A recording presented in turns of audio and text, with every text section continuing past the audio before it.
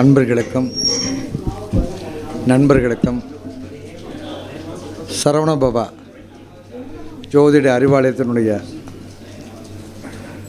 உறுப்பினர்கள் மற்றும் பரணி பாரதியுடைய மாணவர்கள் அனைவருக்கும் திருச்செந்தூர் முருகப்பெருமன் அருளாளா இந்த நேரத்தில் இந்த வாய்ப்பை கொடுத்தமைக்கு பரணி பாரதிக்கு உங்களுக்கும் ஒரு நன்றியினை தெரிவிச்சுக்கிறேன். எல்லோரும் பரணி பாரதி சொன்னாப்புல கோயில்கள்லாம் விளக்கரிக்குதுன்ட்டு, அதற்கு மூல காரணம் யாருன்னு கேட்டால் என்னுடைய குரு பாண்டிச்சேரியில் இருக்கக்கூடிய கார்த்திகாயன் சாருக்கு தான் சேரும். அவர் தான் அத்தனை கோயில்களையும் எனக்கு அருள்னவர். அதில் எந்த விதமான மாற்றம் இல்லை. நான் பார்த்திங்கன்னா ஒரு தபால்காரர் மாதிரி தான் இருந்திருக்கேனே ஒழிய இந்த கோயில் அனைத்து கோயில் ஸ்தலங்களையும் என்னால் மற்றவர்களுக்கு கொடுக்கப்பட்ட அனைத்து கோவில் ஸ்தலங்களும் என்னுடைய குருநாதர் எனக்கு அருளியது. அதில் எந்த விதமான மாற்றம் இல்லை. இன்றைக்கி கோயிலில் விளக்கறியதே, ஒரு கோயிலில் இருக்கக்கூடிய குருக்களுக்கு பார்த்திங்கன்னா ஒரு ஜீவன் நடக்குது அப்படின்னு சொன்னால் அதற்கு மூல காரணம் யாருன்னு கேட்டிங்கன்னா நான் ஒரு கருவி தான்.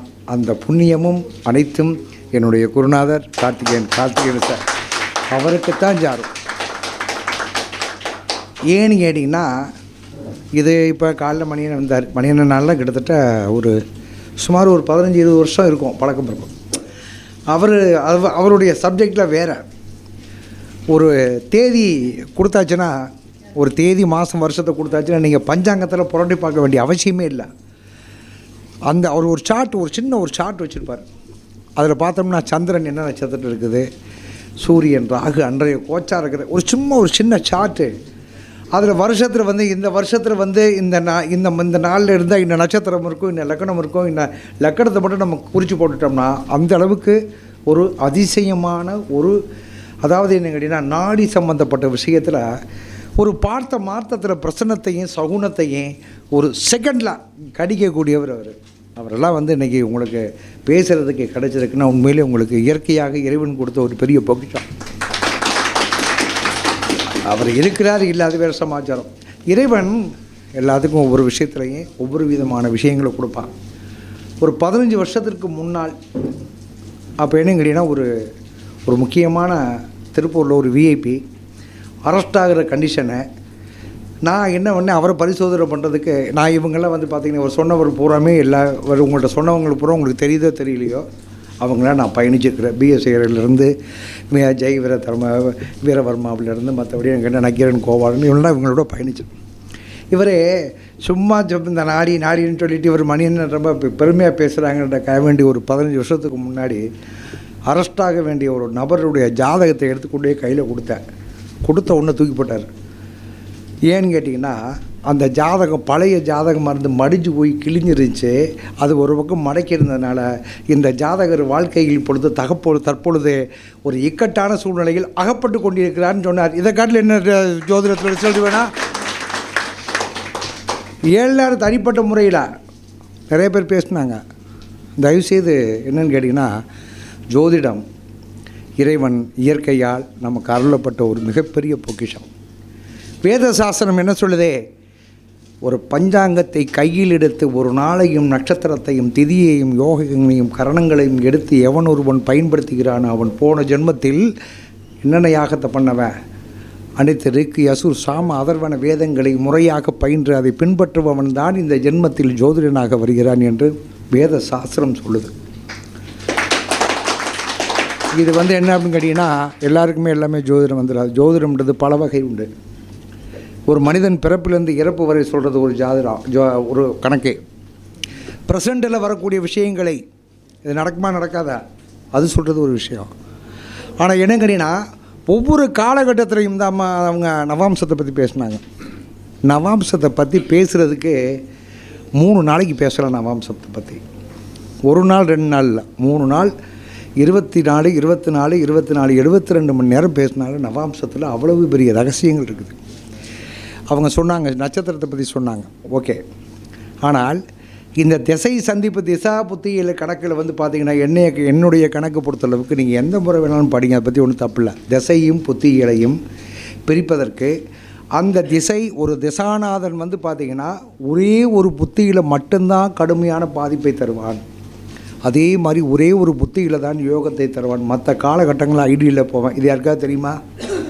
தெரியாது. Right okay. இப்போ இங்கே யாராவது சூரியன் என்ற நட்சத்திரத்தை மட்டும் சொல்லுங்கள், அவங்க லக்கணத்தை மட்டும் சொல்லுங்கள். நான் உங்களுக்கு எந்த காலகட்டத்தில் உங்களுக்கு நெகட்டிவான விஷயம் நடந்துச்சுன்னு நான் சொல்கிறேன். Right okay. Sit down. 2018 என்ன லக்கணங்க உங்களது? துலா லக்கணம். 2018, 19, 20 காலகட்டத்தில் உடன் பிறந்தவர்கள் பூமி சம்பந்தப்பட்ட விஷயங்கள் தேவையில்லாத நெருக்கடியில் உங்களுடைய வாழ்க்கை போச்சா?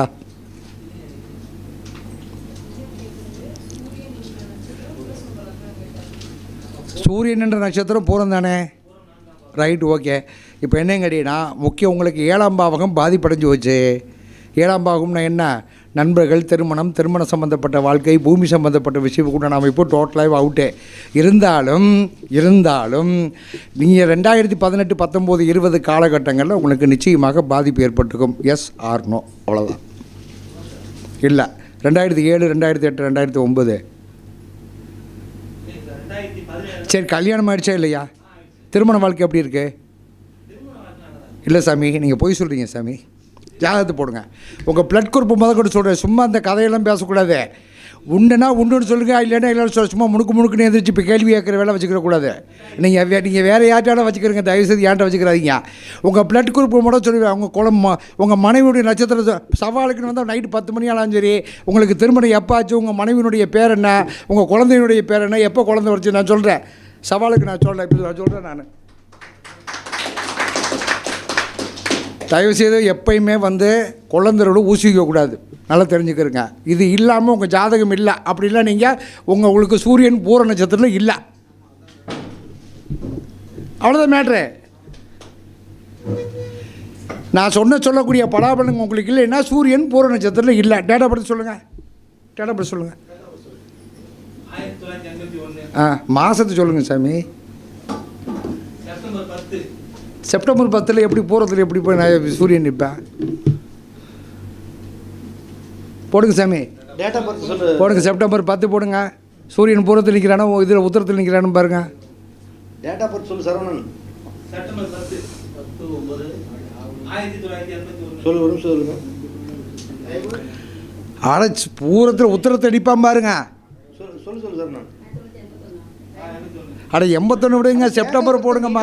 ஏதோ ஒரு டேட்டா படுத்து சொல்லுங்க. 9 மணி 5 நிமிடம் AM. சார் 10-9 அப்படி சொல்லுங்க.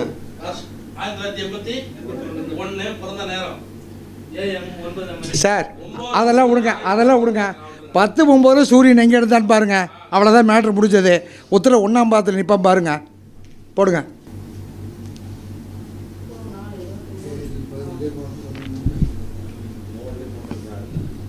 சொல்லு சரவணன். அவருக்கு லக்கணத்துக்கு 7ஆம் பாவகம் முடக்க. அவருக்கு 7ஆம் பாவகம் அவருக்கு பாதிப்பு. 1981 9 மணி 5 நிமிடம் காலை. நீங்கள் ஒன்றும் இல்லை, அவருக்கு நீங்கள் அமைதியாக இருங்க சாமி. அவர் ஜாதகத்தை போட்டே, அதாவது இவருக்கு பூர நட்சத்திரத்தில் இருக்கிறனால அஸ்வதி நட்சத்திரம் முடக்கை குறிகாட்டம். மேஷராசி மண்டலம் இந்த ஜாதகத்திற்கு முடக்கு. சரியா? இவருடைய திதி, இப்போ நம்ம திதியை போட்டோமா இல்லை, இவருடைய திதியும் முடக்காதிபதி என்று சொல்லக்கூடிய செவ்வாய்க்கும் சம்பந்தம் இல்லாமல் இந்த ஜாதகம் இல்லை. ஒரு ஜோசியர் மாதிரி ஏகாதேசி திதினா இவருக்கு சூரியன் உத்தர நட்சத்திரத்தில் இருக்கும் போது தான் பிறந்திருப்பார். ஏன்னு கேட்டால் ஏகாதேசி திதிக்கு தனுசு ராசியும் மீன ராசியும் தான் சூனியாதிபதி. உத்தர நட்சத்திரத்தில் ரேவதி நட்சத்திரம் குறிகாட்டம். குரு பகவான் முடக்காதிபதியாக வருவார். திதி சூனியத்துக்கு அதுக்கும் சம்மந்தம் இருக்குது. இவருக்கு உத்தர நட்சத்திரம் போடுங்க. அப்புறம் 9, 10 நீங்கள் 10, 9 நல்லா தெரிஞ்சுக்கிறேங்க. 1981 போடுங்க தான் மிகப்பெரிய குருநாதரெட்டியெல்லாம் பேசக்கூடாதுங்கிறது பயந்துக்கிட்டே. பயப்படுறதுக்காக வேண்டிய இல்லை. நீங்கள் அதெல்லாம் பயப்படுறதுக்காக வேண்டிய இல்லை சாமி.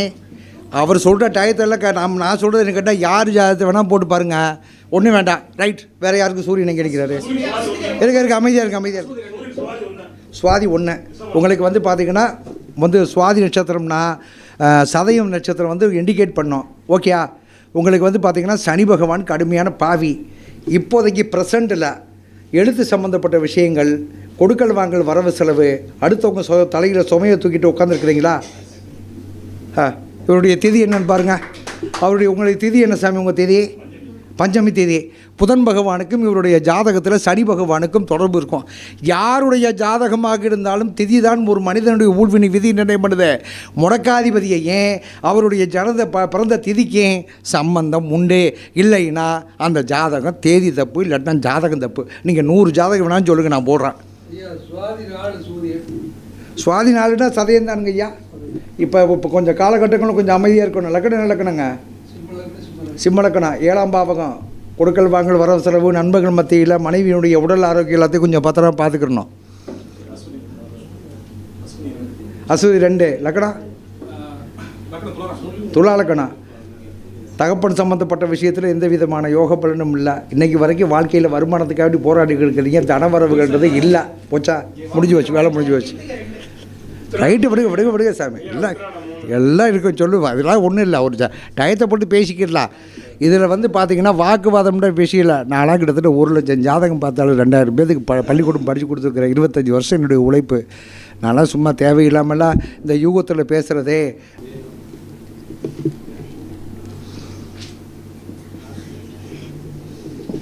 இதில் வாங்க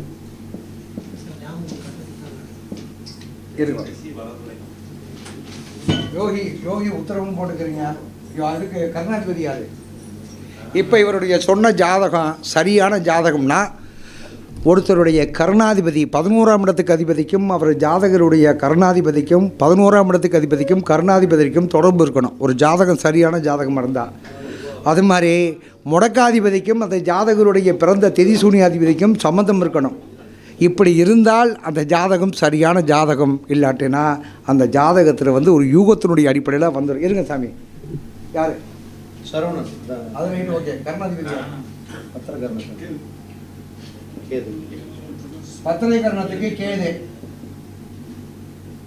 இப்போ இந்த ஜாதகத்தில் 11ஆம் இடத்துக்கு அதிபதி யார்? சூரியனா?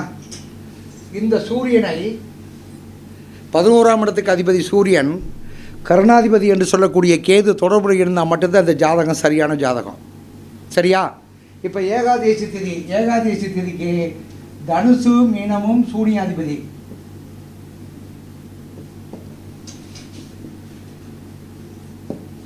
இவருக்கு பார்த்தீங்கன்னா சூரியன் எதில் நிற்கிறாரு? பூரத்தில் நிற்கிறாரா?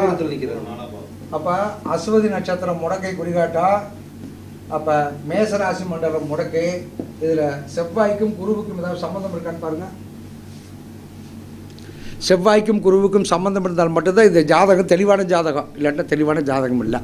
இது அடுத்த ஜாதகம் தெளிவான ஜாதகன்றதை நிரூபணம் பண்ணுறேன். இப்போ என்ன கேட்டால் சூனியாதிபதி யார்? ஏகாதேசி. குரு பகவானிக்கு இருக்கிறாரு. இப்போ முடக்காதிபதி என்று சொல்லக்கூடிய செவ்வாய் எங்கே? செவ்வாய் ஏதாவது பார்க்குறாருன்னு பாருங்க. வர 4ஆம் பார்வையாகவோ 7ஆம் பார்வையாகவோ 8ஆம் பார்வையாக பார்க்குறாரா? இல்லை. இப்போ 11ஆம் இடத்துக்கு அதிபதி யார்? சூரியனுடைய வீட்டில் இருக்கிறாரு. இவருடைய கருணாதிபதி கேது பார்க்குறாருன்னு பாருங்கள். கேது எங்கே இருக்கிறாரு? அவருடைய பார்வை இருக்கா? அப்போ இந்த ஜாதகம் தப்பு. வேறு யாரும் தான் ஒரு ஜாதகம் போடுங்க. இப்போ இந்த தீ சூனியாதிபதிக்கு முடக்காதிபதிக்கு 11ஆம் பாவகத்திற்கு அவருடைய கருணாதிபதிக்கு தொடர்பு இருக்கா இல்லையான்னு பாருங்க.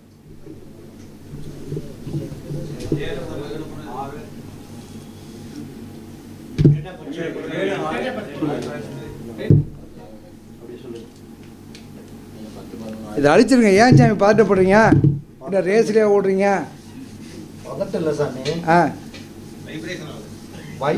வைப்ரேஷன் ஆகக்கூடாது. அதெல்லாம் ஆகக்கூடாது. எந்த ஒரு விஷயத்தையும் தெளிவாக ஆலோசித்து நம்மளை நாடி வர்றவங்களை கரெக்டான முறையில் அவங்களுக்கு கரெக்டான முறையில் கைடு பண்ணணும். சும்மா 7ல் சனி இருக்குது 2 பொண்டாட்டி, இந்த உனக்கு 5ல் செவ்வாய் தோஷம் இருக்குது உனக்கு, இந்த இதில் இந்த கொங்குமண் இடத்துல இது ஈரோட்லேயே கோயம்புத்தூர்லேயே இந்த திருமணம் பொறுத்ததுக்காக வேண்டி உட்காந்துருப்பாங்க ஆளுங்க உட்காந்துருப்பாங்க. இந்த போஸ்ட் ஆஃபீஸில் ஆர்எம்எஸ் ரயில்வே மெயில் சர்வீஸில் நம்பரை பார்த்துட்டு போடுவாங்க. 62 33 35 இது திருச்சி, இது மதுரை அப்படின்னு போடுற மாதிரி அங்கே வர்றவனை பூரா செவ்வாய் தோஷமாக அந்த பொட்டில் போட்டுப்போ, ராகு தோஷமாக இந்த பொட்டில் போட்டுப்போ, சுத்த ஜாதகமாக அந்த ஜோதி இல்லைடா சுத்த ஜாதகம் எங்கன்னா வெள்ளை பெயிண்ட் அடித்து வச்சுருப்பாங்களா. இந்த கொங்கு மண்ட இடத்துல பார்த்தீங்கன்னா இது இந்த பார்த்தீங்கன்னா அந்த புரோக்கர்களை இந்த திருமண தகவல் மையமும் அடிக்கிற லூட்டி கொஞ்சம் நஞ்சம் இல்லை சாமி. பாவம் இந்த வர்ற இந்த பசங்களுக்கு பிள்ளைகளை கல்யாணம் வைக்க வர்றவங்கள செவ்வாய் இருக்குது, இவர் 2ல் செவ்வாய் இருக்குது, 4ல் செவ்வாய் இருக்குது. என்ன செவ்வாய் தோஷம் இல்லை? அது ரைட்டு ரைட். நான் என்ன சொல்கிறேன்னா 10 பைசாவுக்கு பிரயோஜனம் இல்லாதவன் இங்கே உட்காந்துக்கிட்டு பிள்ளைகளோ பசங்களை 4000 5000த்துக்கு போட்டுட்டு அவன் வந்து பார்த்திங்கன்னா ஒரு குழந்தைகள் வந்து தன்னுடைய தாய் தகப்பன் நமக்கு ஒரு நல்ல வாழ்க்கையை நிலைநிறுத்தி கொடுப்பாங்கன்ட்டு அந்த தாய் தகப்பன் போனோம்னா இந்த புரோக்கர் சம்மந்தப்பட்ட புரோக்கர் ஆளுகளை இந்த திருமண தகவல் மையத்தில் அடிக்கிற லூட்டி இருக்குது. அட செவ்வாய்னா எதுக்குடா? சூரியன் சந்திரன் தான் ஆகாது. சனி 7லேருந்து உனக்கு 2 விட்டாட்டி 5ல் உட்காந்தா உனக்கு பிள்ளை இல்லை. என்னடா ஜோசியம் பார்க்குறீங்க? உங்கள்கிட்ட என்னடா தெரியும்? ஜோசியத்தை பற்றி என்ன தெரியும்? அடிக்கிறா. ஆனால் காசு நல்லா கொள்ளை அடிக்கிறாங்க. நம்ம ஆளுகளுக்கு வேண்டே இல்லை. செவ்வாய் தோசை செவ்வாய் தோசை எதுக்குட்டா?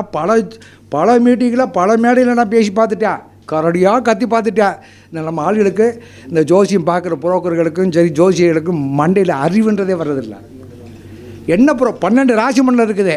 2 இருந்தால் செவ்வாய், 4 இருந்தால் செவ்வாய், 7 இருந்தால் செவ்வாய், 8 இருந்தால் செவ்வாய், 12 இருந்தால் செவ்வாய், இப்படி 6 ராசி மண்டலத்தில் செவ்வாய் இருந்தால் செவ்வாய் தோசை. ஒரு நாளைக்கு 2 மணி நேரத்துக்கு ஒரு தடவை லக்கண பாவம் மாற செவ்வாய் தோஷம் இருக்குது. ஒரு நாளைக்கு 6 லக்கணத்தில் பிறக்கிறவனுக்கு கண்டிப்பாக செவ்வாய் தோஷமாக இல்லையா? உண்டா இல்லையா? அப்புறம் என்ன நீ செவ்வாய் தோஷம் பார்க்குற? செவ்வாய் எதுக்கு பார்க்கணும்? ஏன் திருமணத்தை போட்டு பார்க்குறா? எல்லாம் வாய்களே பேசுகிறாங்க ஜோசியர்கள்லாம். நாங்கள் பெரிய அப்பாட்டாக்கரே 50 புதுசம் எழுதியிருக்க 100 புதுசம். செவ்வாய் தோஷம் திருமணத்துக்கு மட்டும் ஏன் பார்க்கணும்? யாராவது ஒருத்தர் சொல்லுங்க பார்க்கலாம். 2 லட்ச ரூபா நான் சும்மா தர்றேன். எவனை இந்த எதிரே வரட்டான். மக்கள் பரிதவிக்கிறாங்க. இந்த பிள்ளைய பசங்களை வச்சுக்கிட்டு எதை காட்டில் இருக்குன்னு அந்த திருமஞ்சேரி கோயிலில் அந்த ஐயர் பண்ணுற சேட்டா ஐயோ. நம்ம ஆளுக முதல்ல போனோம்னா சுற்றி முற்றி பார்க்குற 24 வயசு 21 வயசில் புள்ள இருக்கா உடனே கொடுமுடி போ. அது நாங்கள் கொடுமுடி போயிட்டு வந்தாங்க. அடுத்து என்ன பார்க்குவேன்? சீட்டு குடிக்க போடுற மாதிரி இந்த கட்டையை போட்டு விட்டுற மாதிரி. அடுத்து எதை சொல்லலாம்? திருநாகேஸ்வரத்தை சொல்லலாம். திருநாகேஸ்வரம் என்ன? ராகி தோஷத்தை நீக்கிறது திருநாகேஸ்வரமா? திருமணஞ்சேரின்றது வந்து திருமணம் பண்ணி கொடுக்கு. திருமணம் மகிழ்ஞ்சேரி. ஒரு ஆண் பெண் இருவரும் இணைந்ததுக்கப்புறம் அவர்களுடைய உடம்பு உடல் பொருள் ஆவி அனைத்தும் கணவன் மனைவியும் ஒற்றுமையாக இருந்து செய்வதற்காக வேண்டியதான் திருமணம் மகிழ்ச்சி. திருமணம் செய்ய கிடையாது. அவங்க இந்த பூ விற்கிறவங்க, இந்த இடையில கூட்டிகிட்டு போகிறவங்க, அது ஐயரு. அடுத்த உடனே மாலை போட்டோட வெளியே வந்தோட மாப்பிள்ளையும் பொண்ணு வர்ற மாதிரி அவர் பண்ணுற சேட்டா திருமணம் செய்யல அடிக்கிற லூட்டியெல்லாம் தாங்கவே முடியல சாமி. பசங்க பிள்ளைகளை போகிற பசங்க பிள்ளைகளை கேவலப்படுறாங்க. அப்படியே குறுகி போகிறாங்க. இவங்க பண்ணக்கூடிய அவமானப்பட்டு இந்த பிள்ளைங்க பசங்களாம் போய் உட்காந்து அந்த மாலையை போட்டு உட்காந்து அவங்கள பார்த்திங்கன்னா அந்த உள்ள அந்த ஆடு மாடு சந்தைக்குள்ள மாதிரிக்கு முதல்ல கம்பை கட்டி விட்டு 10 வருஷத்துக்கு மேலே ஒரு ஆள் போக மாட்டான். 5 வருஷத்துக்கு முன்னாடி இதெல்லாம் எவன் உருவாக்குனேனே தெரியல. திருநாகேஸ்வரர் ராகி தோஷத்தை நிவர்த்தி பண்ணுறதுக்கு திருநாகேஸ்வரர் சரியான இடம் யார் சொன்னால்? யாருக்காவது கோயிலை பற்றி தெரியுமா? கோயில்களில் குளம் வச்சுருக்கிறாங்க. எதுக்கு வச்சுருக்கிறாங்க? கிழக்க வச்சுருக்கக்கூடிய குளம் எந்த ஆதிக்கம் உள்ளது? மேற்கு பகுதியில் இருக்கக்கூடிய குளம் யாருடைய ஆதிக்கம் உள்ளது? வடக்கு தென்கிழக்கு இந்த மாதிரி குளங்கள் இருக்கக்கூடிய குளக்கரையை வைத்துத்தான் அந்த இடத்துல இருக்கக்கூடிய தெய்வத்தினுடைய அனுகூலத்தை பண்ணால் ராகுகேது தோஷத்தை போக்கூடா. ராகுகேது தோஷம் நவக்கிரகத்தில் எந்த ஸ்தலத்தில் இருக்குது, எந்த பகுதியில் இருக்குது? யாரோ சொல்லுவாங்களா? ராகுகேது நவக்கிரக ஸ்தலங்களில் எந்த திசையை நோக்கி இருக்குது? கிழக்கா, மேற்கா, வடக்கா, தெற்கா? ராகுகேது அது நவக்கிரகத்தில் வச்சுருப்பாங்களே. ராகுகேது எங்கே நிற்கிறான்? தென்மேற்கில் இருக்குது. நீங்கள் திருநாகேஸ்வரம் ராகு எங்கே போய் உட்காந்துருக்குறாரு? திருநாகேஸ்வரம் போயிருக்கீங்களா? திருநாகேஸ்வரம் எல்லோரும் போயிருக்கீங்களா? போகாதவங்க யார் இருக்கிறா? நம்ம ஜோசியார் பூரா திருநாகேஸ்வரத்துக்கு திருநாகேஸ்வரம் இல்லாட்டா காளகஸ்தி, அதையும் மிஞ்சினா திருமணஞ்சேரி, அதுக்கு மிஞ்சினா திருப்பஞ்சேரி, அதுக்கப்புறம் சுற்றி முற்றி பார்த்துட்டு ராமேஸ்வரம் திலகாகும பூஜை பண்ணணும்னு சொல்லிட்டு எனக்கு தெரிஞ்சு 30-40 வருஷமாக எல்லா ஜோசியார் 50 ரூபா ஜோசியர்லேருந்து அப்பாட்டக்கர் ஜோசி வரைக்கும் இதைத்தான் பண்ணிக்கிட்டு இருக்கிறாங்க. உண்டா இல்லையா? தப்பு. ஒரு தவறான வழிமுறையில் நம்ம நடத்தி போகிறது தப்பு. ஏன் ராகு கேது திருநாகேஸ்வரம் எந்த திருநாகேஸ்வரம் தான் அது ஏன் அந்த கோவில் எங்கே இருக்குது? அந்த ராகு எங்கே இருக்கிறாரு? காளகஸ்தியில் ராகு எங்கே இருக்கிறாரு? காளகஸ்தியில் இருக்கக்கூடிய கணக்குக்கு உண்டான கேதுக்கு என்ன? ராகுனுடைய ஸ்தலம் 12 லக்கண பாவகத்திற்கும் 12 ராகு ஸ்தலங்கள் இருக்குது. 12 சனி பகவானுடைய ஸ்தலம் இருக்குது. 12 சந்திரனுடைய ஸ்தலம் இருக்குது. 12 செவ்வாய் ஸ்தலம் இருக்குது. 12 சுக்கிரன் ஸ்தலம் இருக்குது. 12 ஸ்தலங்கள் தமிழ்நாட்டில் வந்து பார்த்திங்கன்னா சனி பகவானா நமக்கு தெரிஞ்சது எதை சொல்லுவா? திருநள்ளாறு சொல்லுவா. மிஞ்சி போனால் இந்த திருக்கொள்ளிக்காடு. இப்போலாம் முதலெல்லாம் வந்து அங்கே பூஜை பண்ணுறதுக்கே ஆள் இல்லை. இப்போ ஒரு காலையில் 40,000 ரூபா பூஜை, ஹோமத்துக்கு 40,000 ரூபா, சாயந்தரம். அது என்னத்தையோ பண்ணி தொலைட்டு அதை பற்றி பிரச்சனை இல்லை. இங்கேருந்து போகிறவனை போட்டு பாதிக்கக்கூடாதுல்ல. திருமணஞ்சேரியில் நம்ம பசங்க பிள்ளைய ஒவ்வொருத்தரும் அங்கே போன உடனே அந்த மாலையை வாங்கி அந்த பசங்க அந்த கூட்டிகிட்டு போகிற பசங்கள்லேருந்து ஐயர்கள்லேருந்து அவங்கள அவமானப்படுத்துகிறாங்க. தயவுசெய்து யாரும் திருமணஞ்சேரிக்கு யாரும் போகாதீங்க. திருமணஞ்சேரிக்கு போனால் யார் திருமணஞ்சேரிக்கு போனால் மகரலக்கணத்தில் பிறந்து அவன் வைகாசி மாதத்தில் பிறந்து இருந்தால் மட்டும்தான் அவன் திருமணஞ்சேரிக்கு போகணுமே ஒழிய மற்ற யாரும் திருமணஞ்சேரி போக வேண்டிய அவசியமே இல்லை. அது என்ன காரணம்? அதுக்கு தான் மகர இதுக்கு வைகாசி மாதத்தில் பிறந்தானே அவனுக்கு சந்திர பகவான் தோஷமடைவார். லக்கணம் மகர லக்கணம் ஆகி போச்சுன்னா 7ஆம் பாவகம் தோஷமடையே. அப்போ சந்திரன் தோஷமடையக்கூடிய காலகட்டத்தில் மகர லக்கணத்தில் பிறந்து வைகாசி மாதத்தில் பிறந்தவனாக இருந்தால் மட்டும்தான் திருமணஞ்சேரி போகணுமே ஒழிய வந்தவன் போனவன் நின்னவன் இருந்தவன்லாம் எவனும் திருமணஞ்சேரி போன்ற அவசியமே கிடையாது. இது எவனோ 1964க்கு பின்னாடி ஏதோ நம்ம மக்களை கெடுத்து குடிச்சவர் பண்ணி வச்சுருக்காங்க. நம்மளால் நானும் தேடி கட்டி வைக்கிற தெரியல. இப்போ நான் சொல்கிறேன் என்ன கேட்குனா, எல்லா ஜோசியரும் தயவுசெய்து என்னை திட்டினாலும் சரி, என்னை வந்து இப்போ பில்லி சூனியம் வச்சாலும் பரவாயில்ல, இந்த பசங்க பிள்ளைகள இந்த செவ்வாய் தோஷம் ராகி 185 பேர் இதைத்தானே சொல்லி எல்லாத்தையும் பண்ணிகிட்டு இருக்கிறாங்க. பாவம் அந்த பசங்க பிள்ளைய படிச்சுட்டு ஒருத்தர் பசங்கள்லாம் வேலை இல்லாமல் போய் திண்டாடிட்டு வேலை வாய்ப்பு இல்லாமல் ஒரு கல்யாணத்தை பண்ண முடியாமல் பிள்ளைங்க எல்லாம் படுற கஷ்டம் பார்த்திங்கன்னா, அது இங்கே போய்ட்டு ஒன்று 7 சனி இருக்குது, 2 முன்னாடி போ. லக்கணத்துக்கு 12 சனி இருக்கக்கூடாது, 5 ராகு எது இருக்கக்கூடாது, சனி இருக்குது. இதை காட்டில் என்ன சந்திரன் சனி 10 வயசு குழந்தைக்கு ஒரு ஜோசியாரன் சொல்லிக்கிறான். எங்கே அவனை யாரும் தெரியல, கூப்பிட்டு வச்சு மஞ்சள் பைக்குள்ளே வேறு ஏதாவது போட்டு அடிக்கணும் போடுக்குது. சந்திரன் சனி சேர்ந்துருக்குது. 10 வயசில் அந்த பிள்ளை பெரிய பிள்ளை கூட ஆகலை. இந்த பிள்ளை ஓடி போயிடும்ட்டான். அந்த பிள்ளை அம்மா ஆத்தா காட்டிட்டா. பாவம் அது பச்சை குழந்தை, அதுக்கு என்ன தெரியும்? அந்த ஜோசியார் 2 போயிட்டு வரைக்கும் சந்தோஷமாக போயிட்டு வந்த அந்த அம்மா, அந்த குழந்தைய 2 பேரும், அந்த அம்மா என்ன குழந்தை வந்து அந்த குழந்தை எந்திரிச்சா போகுது, ஓடி போனால் பார்க்குது, எங்கே இருக்குது, என்ன பண்ணுறேன், ஏது பண்ணேன்னு அந்த பிள்ளைய டார்ச்சர் பண்ணி 6 மாதத்துக்குள்ளே அந்த பிள்ளை மெண்டலாகி போச்சு. இது யார் காரணம்? ஜோசியம். நான் அடுத்தவங்களுடைய வாழ்க்கை கிடைக்கிறது தான் ஜோசியமா? நாங்கள் கேட்குறது கேட்டால் எல்லாம் படிங்க, கேபி படிங்க, பிரசன்னம் படிங்க, பராசரர் படிங்க, எத்தனை வேணாலும் படிங்க. ஆனால் நம்ம வர்றவன் நல்லா இருந்தால் தான் நம்ம நல்லா இருக்க முடியும். நல்லா தெரிஞ்சுக்கிறேங்க, நம்ம யாரும் கடவுள் கிடையாது. இப்போ நான்லாம் படிச்சுக்கிட்டு இருக்கிறேன். இப்போ நான் இவ்வளோ வாடித்தனமாக சொல்கிறேன் அப்படின்னு சொன்னேன்னா, அடுத்து போடக்கூடிய ஜாதகம் சரியில்லைன்னா நீங்கள் கேட்கக்கூடிய கேள்விக்கு நான் பதில் சொல்லலாம். ஏன்னா நான் ஒவ்வொரு இந்த விஷயத்தில் 25 ஆண்டு காலங்கள் என்னுடைய பயணத்தை ஏன் ஒவ்வொரு கோபம் வருது கேட்டிங்கன்னா, என்னை நாடி வர்றவங்க கஷ்டப்படுறாங்க. அதாவது திருமணம் முடிச்சதுக்கு இப்போ கணவன் மனைவி சந்தோஷமாக இல்லாமல் நிறையா பேர் மன ரீதியாக மனசுக்குள்ள தாய் தகப்பன் ஒவ்வொரு குழந்தைகளும் வாழ்க்கையில் அழுகிறத பார்க்கும்போது இதெல்லாம் எங்கேடாவா பாதிப்புன்னு கேட்டால், இயற்கையாகவே ஜோதிட 10% பாதிப்புனா 90% நம்மளால் சேர்த்து வச்சுக்கிறான். இதை விட கொடுமை என்ன தெரியுமா? பிள்ளைங்க அவங்க அம்மாக்காரியை வந்து பார்க்குறாங்க, மாப்பிள்ளைக்கு இப்போ யோடி பொருத்தம் சரியில்லைன்னு சொல்லி யார் சொல்கிறா யோடி பொருத்தம் சரியில்லைன்ட்டு? இதெல்லாம் ஜீரணிக்கவே முடியல. ஒரு பெண்ணை பெற்ற தாய் அந்த பெண்ணுக்கு மாப்பிள்ளைக்கு தனக்கு வரக்கூடிய மாப்பிள்ளைக்கு ஜாதகத்தை எடுத்துக்கிட்டு இந்த 10-20 ரூபாயில் அப்படி ஒரே நிமிடத்தில் திருமண பொருத்தம் பார்த்துட்டு யோடி பொருத்தம் இல்லை நம்மகிட்ட சொல்கிறாப்புல. இதை விட பிள்ளைங்க போடுற டிமாண்டெல்லாம் பார்த்திங்கன்னா நிச்சயமாக வரக்கூடிய காலகட்டத்தில் நம்ம பசங்களை பெற்றவங்க தான் ரொம்ப கஷ்டப்படுவாங்க. அதே மாதிரி என்ன கேட்டினா, ஏதோ ஒரு பக்கம் போய் சிக்கிட்டு பிள்ளைங்க படுற பாடு பெரும்பாடு. அதையும் மிஞ்சி போனால் குழந்தை பாக்கியம் இல்லை. ஏன்னா 90க்கு முன்னாடி பிறந்ததுக்கு அப்புறமே ஏகப்பட்ட சிக்கலில் கிடக்குது. இதெல்லாம் நம்ம பார்க்கும்போது ஃபீல்டில் இருக்கும்போது எங்களுக்கு தெரியுது. நாளைக்கு கிட்டத்தட்ட 25 வருஷமாக இந்த ஃபீல்டில் இருக்கேன். Right, okay. நான் எதுக்கு சொல்ல வரேன்னு கேட்டிங்கன்னா, தயவுசெய்து யாராக இருந்தாலும் நீங்கள் எல்லாம் புதுசாக படிச்சுட்டு வர்றவங்க இந்த செவ்வாய் தோசம், அந்த ராகு எது தோசத்தெல்லாம் தயவுசெய்து விட்டுருங்க சாமி. ராகு எது தோசை செவ்வாய் தோசம்லாம் வேறு, அதுக்கும் சம்மந்தமே இல்லை. ஆனால் சூரியன் செவ்வாயினுடைய கணக்கு இருக்குது. சரி, இப்போ இந்த கணக்கு நான் சொன்ன கணக்கில் என்ன சொல்கிறேன், ஒருத்தருடைய முடக்காதிபதிக்கும் அந்த ஜாதகருடைய தீசூனியாதிபதிக்கும் சம்பந்தம் இருக்குது சொன்னா இருக்கான்னு பாருங்கள். இப்போ இருக்கு சூரியன் எங்கே நிற்கிறார்? விசாகத்தில் நிற்கிறார். விசாகத்திலேருந்து மூல நட்சத்திரம் வரைக்கும் என்னங்க? விசாகத்திலேருந்து மூல நட்சத்திரம் வரைக்கும் என்னங்க? 4. மூலத்துக்கு அடுத்து என்ன நட்சத்திரம்? புராடத்துக்கு 4வது நட்சத்திரம் எது? அவிட்டத்தினுடைய தலைப்பாக எங்கே இருக்குது? மகரத்தில் இருக்குது. அப்போ மகர ராசிக்கு அதிபதி யார்? சனி பகவான். நான் ஒன்றும் திரும்பி பார்க்கல, நான் இப்படியே தான் பேசிக்கிட்டு இருக்கேன். சூனியாதிபதி யார்? என்ன சூனியம் யார்? இப்போ சனின்னா எப்படி? அப்போ என்ன திதி?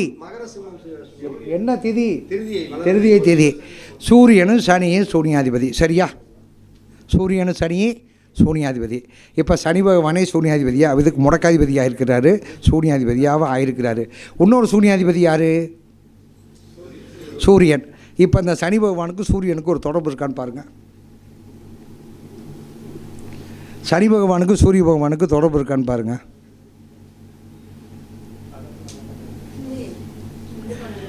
இல்லை இல்லை இல்லை. ஆனால் பாவக ரீதியாக போட்டு பார்த்தீங்கன்னா கண்டிப்பாக சூரிய பகவானுக்கு சனி பகவானுக்கு கண்டிப்பாக தொடர்பு இருக்கும். பாவக ரீதியாக போட்டு பார்த்தீங்கன்னா தொடர்பு இருக்கும். அதுக்கடுத்தபடி என்ன சொன்னேன்? 11ஆம் இடத்துக்கு அதிபதிக்கும் ஜனன ஜாதகருடைய கர்ணாதிபதிக்கும் ஒரு தொடர்பு இருக்குன்னு சொன்னேன். லக்கணத்துக்கு 11ஆம் இடத்துக்கு அதிபதி யார்? சனி பகவானா? கர்ணாதிபதி யார்? கர்ணாதிபதி என்ன? கர்ணாதிபதி என்ன கர்ணம்?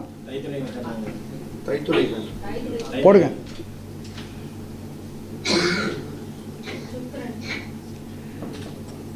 தைதுளை கரணத்துக்கு சுக்கிர பகவான் கர்ணாதிபதி. இந்த ஜாதகத்துக்கு 11ஆம் இடத்துக்கு அதிபதி யார்? சனி பகவானா? சனி பகவானுக்கு சுக்கிரனுக்கு சம்மந்தம் இருக்கா? சம்மந்தம் இருக்கா இல்லையா?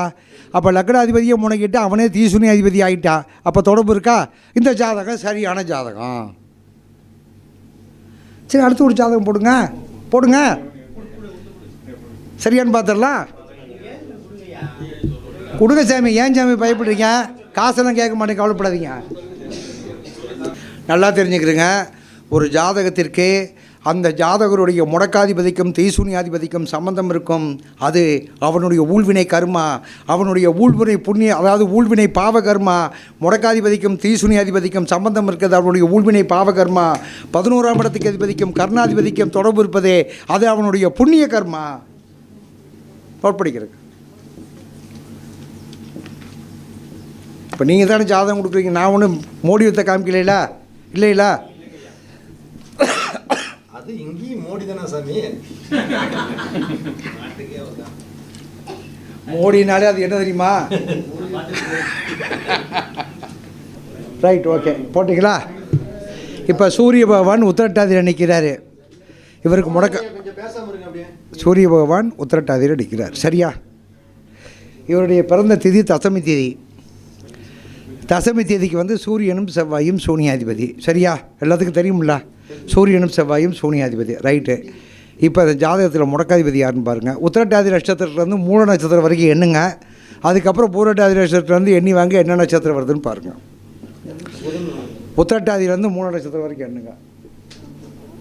சரி, இப்போ குறிகாட்டக்கூடிய நட்சத்திரம் எது வரும்? உத்திரட்டாதி என்னென்னா குறிகாட்டக்கூடிய நட்சத்திரம் எது வரும்? உத்திரட்டாதியிலேருந்து மூல நட்சத்திரம் வரைக்கும் என்னம்னா உத்திரட்டாதியிலேருந்து பூசம் வரைக்கும் 10. சரியா? அனுசம் 19. அஸ்தம் வருதா? அஸ்த இண்டிகேட் சாரியும் வருது. ரைட். புதன் பகவான் இந்த ஜாதகத்தில் ஊழ்வினை கரும்பு தோஷத்தை சொல்கிறான். ரைட்டு. இப்போ திதி சூனியாதிபதி யார்? சூரியனும் செவ்வாயே. இந்த புதனுக்கு சூரியனுக்கு செவ்வாய்க்கு சம்மந்தம் இருக்கான்னு பாருங்கள். செவ்வாய்க்கோ சூரியனுக்கோ சம்மந்தம் இருக்கான்னு பாருங்கள்.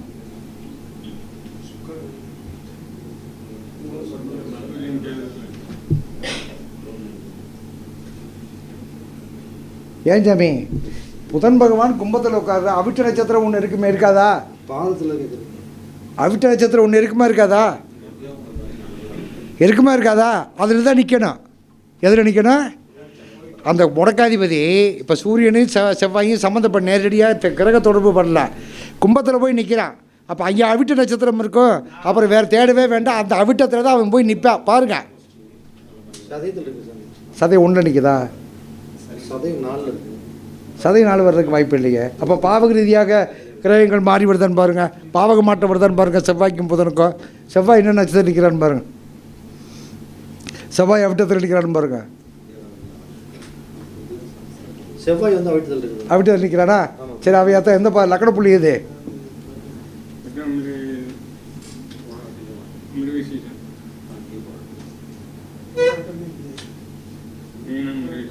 மிருகசீஷமா 3. அப்போ பாவக மாற்றத்துக்குள்ளே செவ்வாயும் புதனும் வருவானா? வரமாட்டானா? ஆனால் உங்களை தான் கேட்குற, வருவானா வரமாட்டானா? கண்டிப்பாக வந்துடுறேன். சரி, 11ஆம் இடத்துக்கு அதிபதி யார்? செவ்வாய். இதுக்கு கர்ணாதிபதி யார்? கேது. எங்கே இருக்கிறான்? 10ல் உட்காந்துருக்கிறா. 11ஆம் இடத்துக்கு அதிபதி யார்? செவ்வாயா? அப்போ பாவக ரீதியாக கேது பகவானுடைய பார்வை பின்னோக்கி பார்வை, அதில் ஒன்றும் மாற்றம் இல்லை. ராகு கேதுனுடைய பார்வை 3, 6, 11 பின்னோக்கி பார்வை. இப்போ கேது பகவானுடைய பின்னோக்கி 3ஆம் பார்வையில் செவ்வாய் இருக்கிறான்னு பாருங்கள்.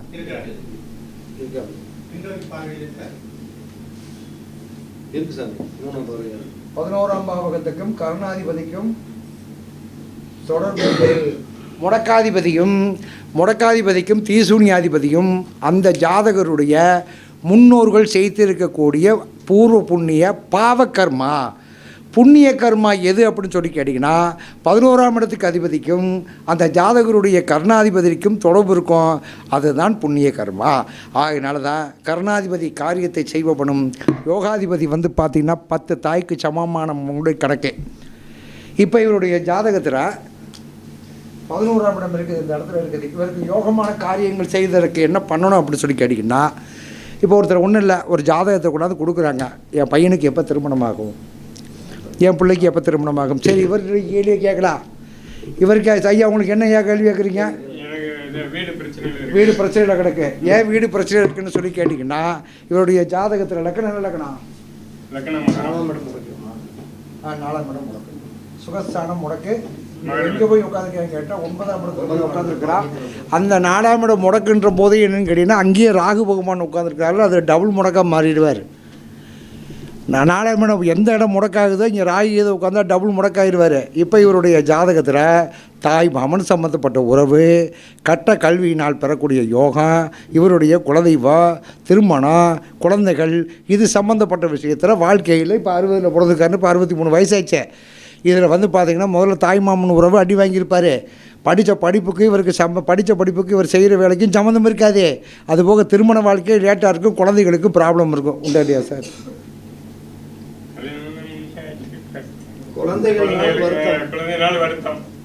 அதைத்தானே சொல்லிக்கிட்டு இருக்கிறேன். புதன் பகவான் என்ன தோஷம் பண்ணுவார்? உங்கள் தாய் மாப்பிள்ளை எத்தனை பேர் சாமி? அட எல்லாரும் போகிற வந்து அப்போ நம்ம என்ன 100 வருஷத்துக்காக இருக்க போகிறோம்? எப்படி இருந்தாங்கன்னு சொல்லுங்க. சரி வேண்டாம் விடுங்க. ரிசல்ட் வரலைன்னா விட்டுற வேண்டியதுதான். புரியுதா? அதாவது என்ன கேட்டீங்கன்னா, முடக்காதிபதிக்கும் ஒரு ஜாதகத்தில் முடக்காதிபதிக்கும் தீசூனியாதிபதிக்கும் கண்டிப்பாக சம்பந்தம் வரும்.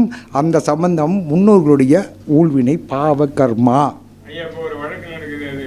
என்ன சாமி வழக்கு? உங்களுக்கு வழக்கு 2019 ஆரம்பமாயிடுச்சு சாமி. 2019 ஆரம்பமாச்சா இல்லையா? வழக்கு முடிகிறதுக்கு 2025 2ஆம் மாதம் முடியும். ஒரு மனிதனுடைய வாழ்க்கையில் எந்த காலகட்டத்தில் என்ன நடக்கும் அப்படின்றத, எந்த காலகட்டம் பிறந்த உடனே ஒரு மனிதனுடைய வாழ்க்கையில் பாதிப்பு ஏற்படுதா, இல்லை படிக்கும்போது ஏற்படுகிறதா, அல்லது வந்து பார்த்திங்கன்னா திருமணம் பண்ணக்கூடிய காலகட்டத்தில் ஏற்படுதா, அல்லது தொழில் பண்ணும்போது ஏற்படுதா, இல்லை கணவன் மனைவி உறவுகள் ஏற்படும் போது இதெல்லாம் குழந்தைகள் மூலியமாக ஏற்படுகிறதா என்பதை, காலத்தை, ஊழ்வினை பாவ கர்மாவை சரியாக சொல்வது நிர்ணயிப்பது யாருன்னு சொல்லி கேட்டிங்கன்னா, அந்த ஜாதகருடைய பிறந்த திதி தான் கணக்கு. அந்த திதி தான் அந்த பிறந்த ஜாதகருக்கு எந்த வயசில், எந்த காலகட்டத்தில், எந்த பருவத்தில் இவர்களுக்கு பாதிப்பை தரும் என்ற ஒரு கணக்கு. யாராவது ஒருத்தர் திதியை சொல்லுங்கள். யாராவது ஒருத்தர் திதி சொல்லுங்கள். சதுர்த்தசி திதி. உங்களுடைய வாழ்க்கையில் பிறந்த 10 வருஷ காலகட்டத்தில் உங்களுடைய தகப்பனாருடைய தகப்பனார் இவங்க பிரச்சனைகளை நீங்கள் உங்கள் குடும்பம் சந்தித்ததா? 10 வயசுக்குள்ளே ஐயா பிரச்சனை சந்திச்சிங்களா இல்லையா? சந்திச்சிங்க. அதே மாதிரி கடைசி காலகட்டத்திலையும் உங்களுக்கு அந்த குழந்தைகள் மூலியமாக அல்லது தான் இருக்கக்கூடிய இடம் மூலியமாக, தொழில் மூலியமாக உங்களுக்கு பிரச்சனை வரும். இதுதான் சதுர்த்தசி திதியினுடைய கணக்கு. பஞ்சமி 5 முறை வாழ்க்கையில் நீங்கள் வாழ்க்கையில் கடுமையாக பாதிக்கப்படணும். பிறந்த காலகட்டத்திலேருந்து 12 வயசு வரைக்கும் தாய் வழி சம்மந்தப்பட்ட உறவுகளால் பாதிக்கப்படணும். ஒன்று படிங்களா? ரைட்டு. உங்கள் தாய்மாமன் தாய் வழி சம்மந்தப்பட்ட விஷயங்கள், யாராவது விபத்தோ கேன்சரோ ஏதாவது நோய் நொடியில் இறந்துருக்குறாங்களா? இல்லை. ரைட்டு. அதுக்கடுத்து வந்து பார்த்திங்கன்னா படிக்கிற காலகட்டத்தில் நீங்கள் ஒரு கடுமையான பாதிப்பு ஏற்பட்டிருக்கும். படிக்கிறதுக்கு ரொம்ப சிரமப்பட்டிருப்பீங்க. அதுக்கடுத்து திருமண காலகட்டங்கள் உங்களுக்கு லேட்டாக இருக்கணும், அடுத்த திருமண காலகட்டங்களில் பாதிக்கப்பட்டிருப்பீங்க. அதுக்கடுத்து வந்து பார்த்திங்கன்னா குழந்தை பாக்கியத்தில் பாதிக்கப்பட்டிருப்பீங்க. அடுத்த இருக்க தொழில் சார்ந்த விஷயத்தில் பாதிக்கப்பட்டிருப்பீங்க. பஞ்சமியில் பிறப்பவனும் 5ஆவதாக பிறப்பவனும் பஞ்சமி திதியில் செய்யக்கூடிய காரியமும் பரிதவிக்க. பஞ்சமி திதியில் பிறந்தவன் வாழ்க்கையில் 5 முறை ஊழ்வினை கர்மாவுக்கு கட்டுப்பட்டு தான் அவங்க இருக்கணும். இதுதான் வாழ்க்கை, இதுதான் திதி. இதுதான் கணக்கு. பிரதமன்றது கல்யாணம் பண்ணும்போதும் தொழில் பண்ணும்போது தான் சாமி உங்களுக்கு படிச்சிடும். அதுக்கு முன்னாடியும் பின்னாடியும் பிரச்சனையே இல்லை. தசமி தாய் தப்புன்னு தானுங்க. இதெல்லாம் திதி படிக்கணுங்க. ஒரு திதி என்பவன் ஒரு பிரதமை திதியில் பிறக்கிறவனுக்கு அந்த திதியினுடைய ஊழ்வினை கருமா என்ன செய்ய போகுது, ஒரு துதியை திதியில் பிறந்தவனுக்கு என்ன செய்ய போகுது, இந்த திதி தான் ஒரு மனிதனுடைய காலகட்டத்தில் எந்த காலகட்டத்தில் நிர்ணயம் பண்ணது ஒரு கணக்கு இருக்குது. அதே மாதிரி ஒரு தசாபுத்தி என்பது திசையில் ஒரு குறிப்பிட்ட புத்தியில் மட்டும்தான் அந்த திசையில் பாதிப்பை கொடுக்குமே தவிர மற்ற காலகட்டத்தில் பாதிப்பு தராது. இதை விட ஒரு பெரிய பியூட்டி என்ன கேட்டிங்கன்னா, இந்த குறிகாட்டக்கூடிய நட்சத்திரம் சொல்கிறோம்ல, இப்போ அவருக்கு அஸ்த நட்சத்திரம் போட்டோம். இதில் ரோகிணி அஸ்தம் திருவோணம் ஜென்மம் அனுஜென்மம் திருஜென்மம் நட்சத்திரமாக வருமா? அந்த காலகட்டத்தை பூரா சனி பகவான் எப்பப்போ கடக்கிறானோ அவருக்கு லக்கணத்துக்கு எத்தனாம் பாவகமோ அந்த காலகட்டத்தை பூரா அந்த பாவகத்தை கை வச்சுட்டே போயிடுவான். இதான் உள்வினை கர்மா. இருங்க சாமி கொடுங்க. யாருக்கு போட்டீங்க? போட்டிங்களா? சரி, சூரியன் எங்கே நிற்கிறாருங்க? நட்சத்திரம் என்ன? அவர் 2ஆம் இடம் மறக்கட்டும், 20ஆம் இடம் மறக்கட்டும். ரோகிணி 4ஆம் பாவம். ரோகிணி. இந்த ஜாதகத்துக்கு சந்திர பகவான் முடக்கை. ரோகிணின்ற போது பூச நட்சத்திரம் முடக்கை குறிகாட்டுது. சந்திர பகவான் இவருடைய திதி என்ன திதி? துவாதசி திதி. சனிக்கு சூரியனுக்கும் சுக்கிரன் சூரியன் சூனியாதிபதி. சந்திரனுக்கும் சுக்கிரனுக்கும் சூரியனாதிபதி. இதுக்கு ஏதாவது தொடர்பு இருக்கான்னு பாருங்கள். சந்திர பகவான் இந்த ஜாதகத்திற்கு முடக்காதிபதி. லக்கணத்துக்கு 4ஆம் இடம் சுகஸ்தானம் பாதிச்சு. இன்றைக்கி என்ன கிழமை? இன்றைக்கி என்ன நட்சத்திரம்? அனுசமா. சூரியன் திருவோணத்தில் நிற்கிறானோ, அப்போ திருவோணத்தில் நின்னா முடக்கை குறிகாட்டக்கூடிய நட்சத்திரம் அனுஷம் தானே வருவான். அப்போ சனி பகவான் வேலை இன்றைக்கி பரிபூர்ணமாக இருக்குது. ரைட், சரி பாருங்கள். சந்திர பகவானுக்கும் முடக்காதிபதி என்று சொல்லக்கூடிய சந்திர பகவானுக்கும் சனி பகவானுக்கும் சுக்கிர பகவானுக்கும் தீசுனியாதிபதி மகரமும் துலாமும். சனிக்கு சுக்கிரனுக்கும் ஏதாவது தொடர்பு இருக்கான்னு பாருங்கள்.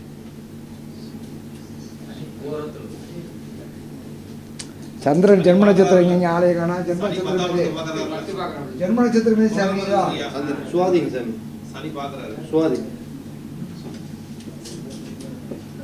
சனி பகவான் 3ஆம் பார்வையாக பார்க்குறாருல, பார்த்துறாருல. சனி பகவான் 3ஆம் பார்வையாக பார்க்குறாரு. யாரை? முடக்காதிபதி என்று சொல்லக்கூடிய சந்திரனை பார்க்குறாரு. சரி, இவருக்கு லக்கணம் வந்து மேஷ லக்கணம் 11ஆம் இடத்துக்கு அதிபதி யாரு? சரி, கர்ணாதிபதி யாரு? கர்ணாதிபதி செவ்வாய். செவ்வாய் எங்கே இருக்கிறான்? லக்கணத்திலே உட்காந்துருக்கான். சரி, இப்போ நம்முடைய விதியில் கர்ணாதிபதிக்கும் 11ஆம் இடத்துக்கு அதிபதிக்கும் ஒரு தொடர்பு இருக்கணுமா? இருக்குதா? இல்லை இல்லை இல்லை இல்லை இல்லை. சரி, செவ்வாய் என்ன நட்சத்திரம் இருக்கிறார் பாருங்கள். செவ்வாய் நிற்கிறது வந்து பரணி நட்சத்திரத்தில் இருக்குது. எத்தனாம் பாதத்தில் நிற்குது? பரணி 3ஆம் பாதத்தில் இருக்குது. கேது பகவான் நிற்கக்கூடிய நட்சத்திரம்? கேது பகவான் நிற்கிறது சதய 4ல் நிற்குது. ராகுல.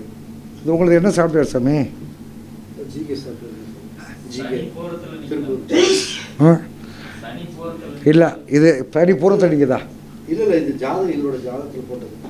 இப்போ இதில் வந்து சனி பூரத்தில் நிற்குது சாமி. சரி, செவ்வாய் வந்து பரணி 3ல் இருக்குது. நட்சத்திர சாரமோ அல்லது வந்து கிரக பார்வைகளுடைய சாரமோ கிரகனுடைய கணக்கோ இருக்கணும். அப்படின்னா இப்போ இல்லை, இப்போ இதுக்கே கேது பகவான் பத்திரை இருக்குல்ல, பத்திரைக்கு முன்னாடி உள்ள காரணம் எது? பத்திரைக்கு முன்னாடி உள்ள காரணம் எது சாமி? மணிசை. மனுஷக்கரணம் தான் ஒரு காரணம். உங்களுக்கு பி பாசிட்டிவ் கொடுத்தோம் சாமி. Right, okay. அப்போ மனுஷ தான் காரணம். உங்கள் சாஃப்ட்வேர் தப்பு. மனுஷ கொடுங்க. கரணம் பத்திரை அல்ல.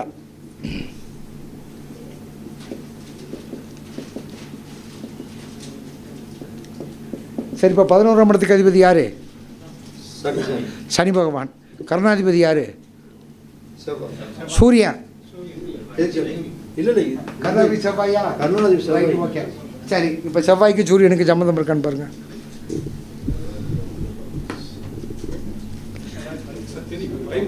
செவ்வாய்க்கு சூரியனுக்கு சம்மந்தம் இருக்கான்னு பாருங்க. ராசி மண்டலமோ நட்சத்திர மண்டலமோ கிரகங்கள் உச்சரீச்ச மண்டலமோ கண்டிப்பாக 11ஆம் இடத்துக்கு அதிபதிக்கும் அதுக்கு கருணாதிபதிக்கும் சம்மந்தம் இருக்கா. இப்போ செவ்வாய் வந்து கருணாதிபதி. இப்போ கருணாதிபதி பவம் எப்படி சாமி போனீங்க? வணிசை கரணம்னா சூரியன் தானே கருணாதிபதி. ஆமாம், பத்திரையிலேருந்து மாற்றியாச்சே. புரியுதா? எப்படிங்க? எதுங்க இப்போ இது வந்து வணிசை கர்ணமாக மாற்றிருக்கு சாமி.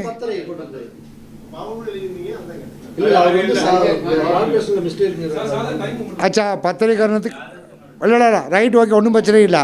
இப்போ 11ஆம் இடத்துக்கு அதிபதி யார்? சனி பகவான். கர்ணாதிபதி யார்? சனி பகவான். இப்போ யார் வீட்டில் உட்காந்துருக்குறா? முடிஞ்சு வச்சு 11ஆம் இடத்துக்கு அதிபதிக்கும் கர்ணாதிபதிக்கும் தொடர்பு வந்துருச்சா? அட வந்துருச்சா இல்லையா? தெரியுதா தெரியலையா? இல்லை உங்களை நான் ஒன்றும் இப்போ இதெல்லாம் பண்ணல, வந்துருச்சு. அப்போ 11ஆம் இடத்துக்கு அதிபதிக்கும் கர்ணாதிபதிக்கும் தொடர்பு வந்து இவருடைய புண்ணிய கர்மா.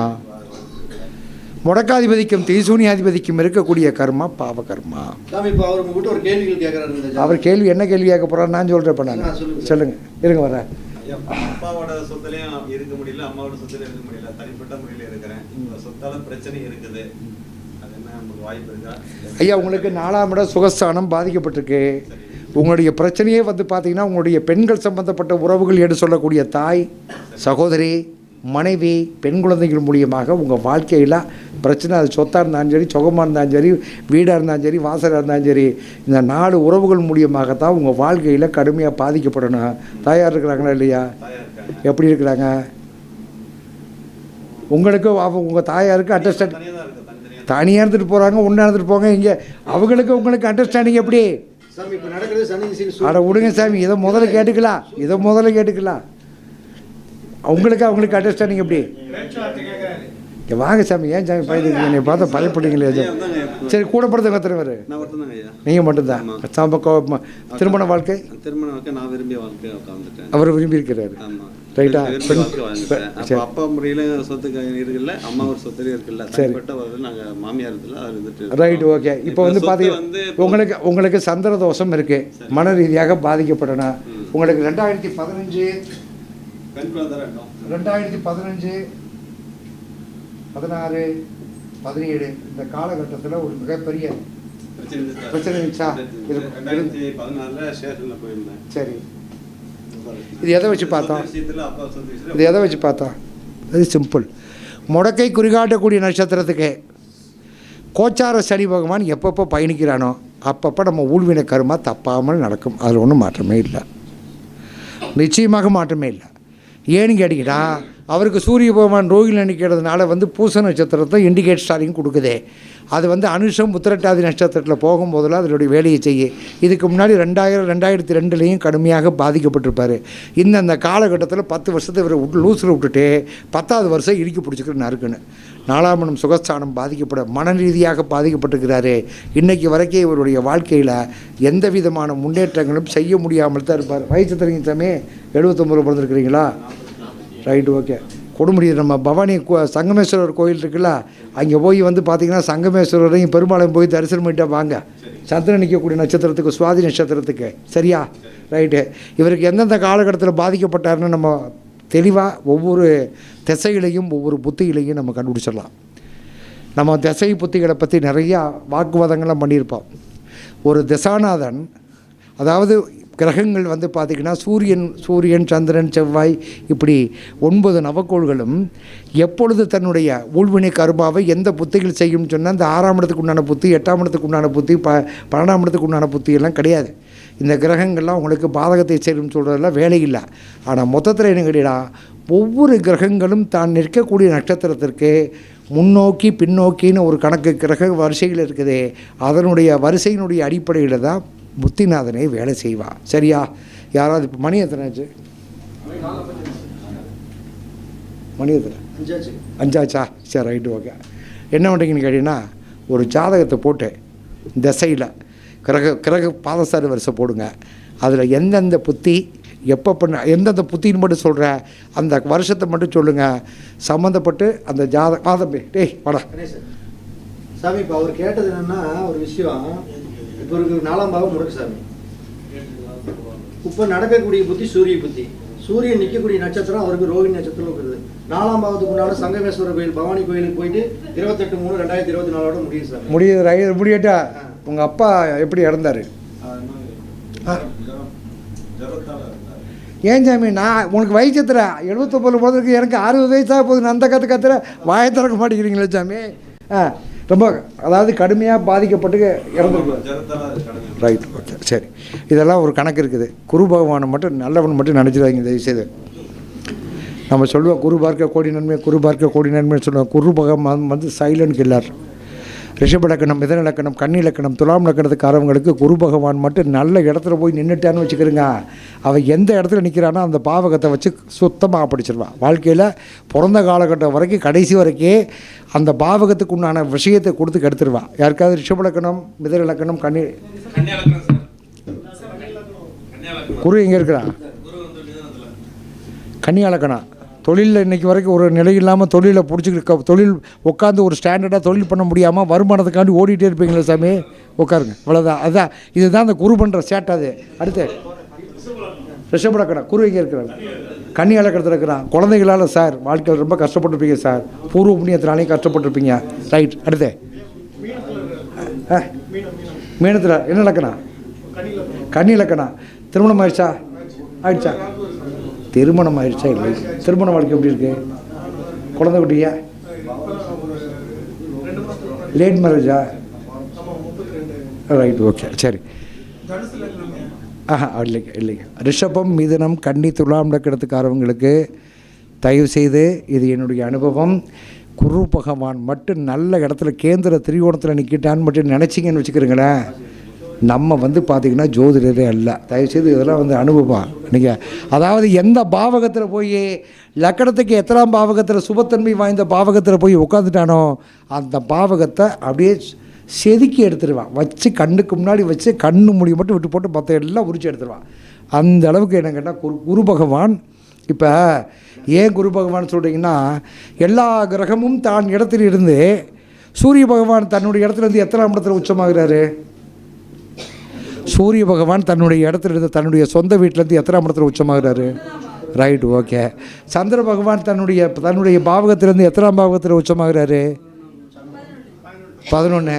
சுக்கிர பகவான் தன்னுடைய பாவகத்திலேருந்து எத்தனாம் இடத்துல உச்சமாகிறாரு? 11. செவ்வாய் தன்னுடைய பாவகத்திலிருந்து முதல் பாவகத்திலிருந்து எத்தனாம் பாவகத்தில் உச்சமாகிறாரு? 10 உச்சமாகிறாரு. புதன் பகவான் தன்னுடைய பாவகத்திலிருந்து எத்தனாம் பாவத்தில் உச்சமாகிறாரு? 4ஆம் இடத்துல உச்சமாகிறாரு. ஆனால் குரு பகவான் மட்டும் தான் பாவகத்திலிருந்து எத்தனாம் பாவத்தில் உச்சமாவார்? அது யார் ராசியில் உச்சமாகிறாரு? மோட்ச ராசியில் போய் உச்சமாகிறாரு. குரு பகவான் விரக்தி, அதாவது எங்கன்னா சலிப்பு விரக்திக்கு சொந்தக்காரன் குரு பகவான்.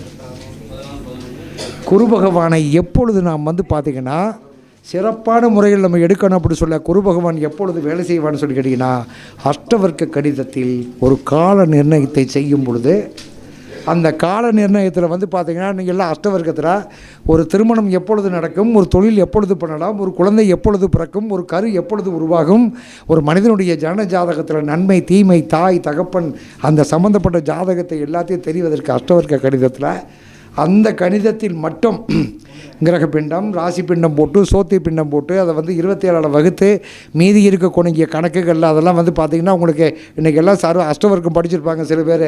அந்த 337 பரல்களில் மொத்தத்தில் சர்வாஷ்டவர்க்க பரலை படிச்சுட்டு மேஷத்தில் வந்து லக்கணத்துக்கு 35 இருக்குது, இவன் நல்லா இருப்பான். 7ஆம் பாவகத்தில் வந்து 32 இருக்குது, பொண்டாட்டி மூளை புருஷன் முடியுமா பெரிய யோக பலம்னா இருக்குன்னு மொத்தாம்படியாக போசிடுவா. இந்த சர்வாஷ்டவர்க்க கணக்கு அஷ்டவர்க்க கணிதத்தில் ஒரு துல்லியமான கணிதம் அல்ல, அது வந்து அறவைக்காடு. இதில் வந்து பார்த்திங்கன்னா கிரகப்பிண்டம் ராசி பிண்டம்னு ஒரு கணக்கெல்லாம் கொடுத்து இருக்குது. அஷ்டவர்க்க கணிதத்தில் ஒவ்வொருடைய தனி மனிதனுடைய வாழ்க்கையில் நடக்கக்கூடிய நிகழ்வுகளை மிக துல்லியமாக சொல்லலாம். இப்போ யாருக்கும் கேட்டேன் பி பாசிட்டிவ் பிளட் குரூப் ரத்தம்னு கேட்டேன், யாருக்கு உங்களுக்கு கேட்டேன்னா இது யாராவது சொல்ல முடியுமா? நம்ம ஜோதிடத்தில் பிளட் குரூப் ரத்தத்தை யாராவது சொல்லியிருக்கிறாங்களா? நீங்கள் எத்தனை பேர் சொன்னாலும் நான் எனக்கு டைம் கொடுத்தீங்கன்னா எல்லா ரத்தத்தையும் சொல்லுவேன். நான் இது நான் பெரிய அப்பா டாக்டர்ன்றக்காண்டி இல்லை, அனுபவிக்கணும், ப்ராக்டிக்கல் பண்ணணும், சும்மாவெல்லாம் வந்துடாது. ஒரு சிலை வருதுன்னா சிலை எடுத்து கல் எடுத்து போட்டு அது செதுக்கி அதுக்கப்புறம் தான் சிலை வருது. ஒரு பொண்ணு தங்க வந்து நகை ஆபரணமாக வருதுன்னா அது எவ்வளவு பாதிப்பு வருதுன்னு யாருக்கு தெரிய? அது மாதிரி கேட்டால் ஒரே ஒரு விஷயம் கேட்டால், தயவு செய்து உங்களுக்கு உங்களுடைய மனசத்திற்கு தென்பட்டது மட்டும் ஜோதிடம் அல்ல, உங்களுடைய எண்ணத்துக்கு பட்டது மட்டும் ஜோதிடம் அல்ல. ஐயாவே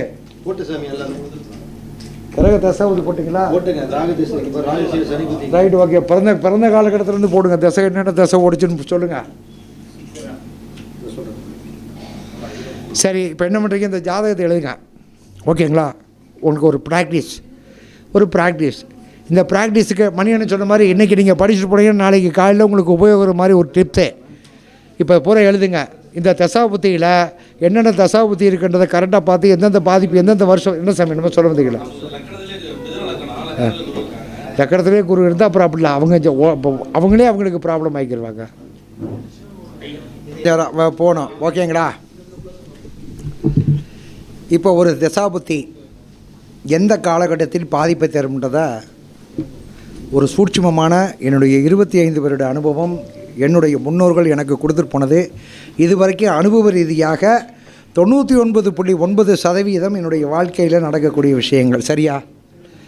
முதல்ல வந்து பார்த்திங்கன்னா, இப்போ இந்த ஜாதகர் பிறந்த ஜென்ம நட்சத்திரம் எது? ஜென்ம நட்சத்திரம் பூரம். அப்போ இவர் பறக்கும்போது என்ன திசையில் பிறந்திருப்பார்? இவரை பிறக்கும் பொழுது பூர நட்சத்திரத்தில் பிறந்திருக்கிறார். அப்போ என்ன திசையில் பிறந்திருப்பார்? சுக்கர திசையில் பிறந்திருப்பார். ரைட்டா? சுக்கர திசையில் பிறந்திருப்பார். Right, okay. இப்போ சுக்கர திசையில் பிறக்கும் பொழுது சுக்கிர பகவான் என்ன நட்சத்திரத்தில் நிற்கிறாருன்னு பாருங்கள். மகத்தில் நிற்கிறார். சுக்கிரன் எந்த ஒரு ஜாதகத்தில் திசையை நடத்துகின்றானோ தான் இருக்கக்கூடிய நட்சத்திரத்திற்கு பின்னோக்கி 7வது நட்சத்திரத்தினுடைய புத்தி தான் அவனுடைய ஊழ்வினை பாவ கர்மாவை சொல்லும். அந்த திசையில் அவனுக்குத்தான் கடுமையான பாதிப்பு ஏற்படும். சுக்கிர பகவான் எந்த நட்சத்திரத்தில் நிற்கின்றானோ அவனுக்கு பின்னோக்கி 7வது நட்சத்திரம். இப்போ மக நட்சத்திரம் போது பின்னோக்கி 7வது நட்சத்திரம் எது?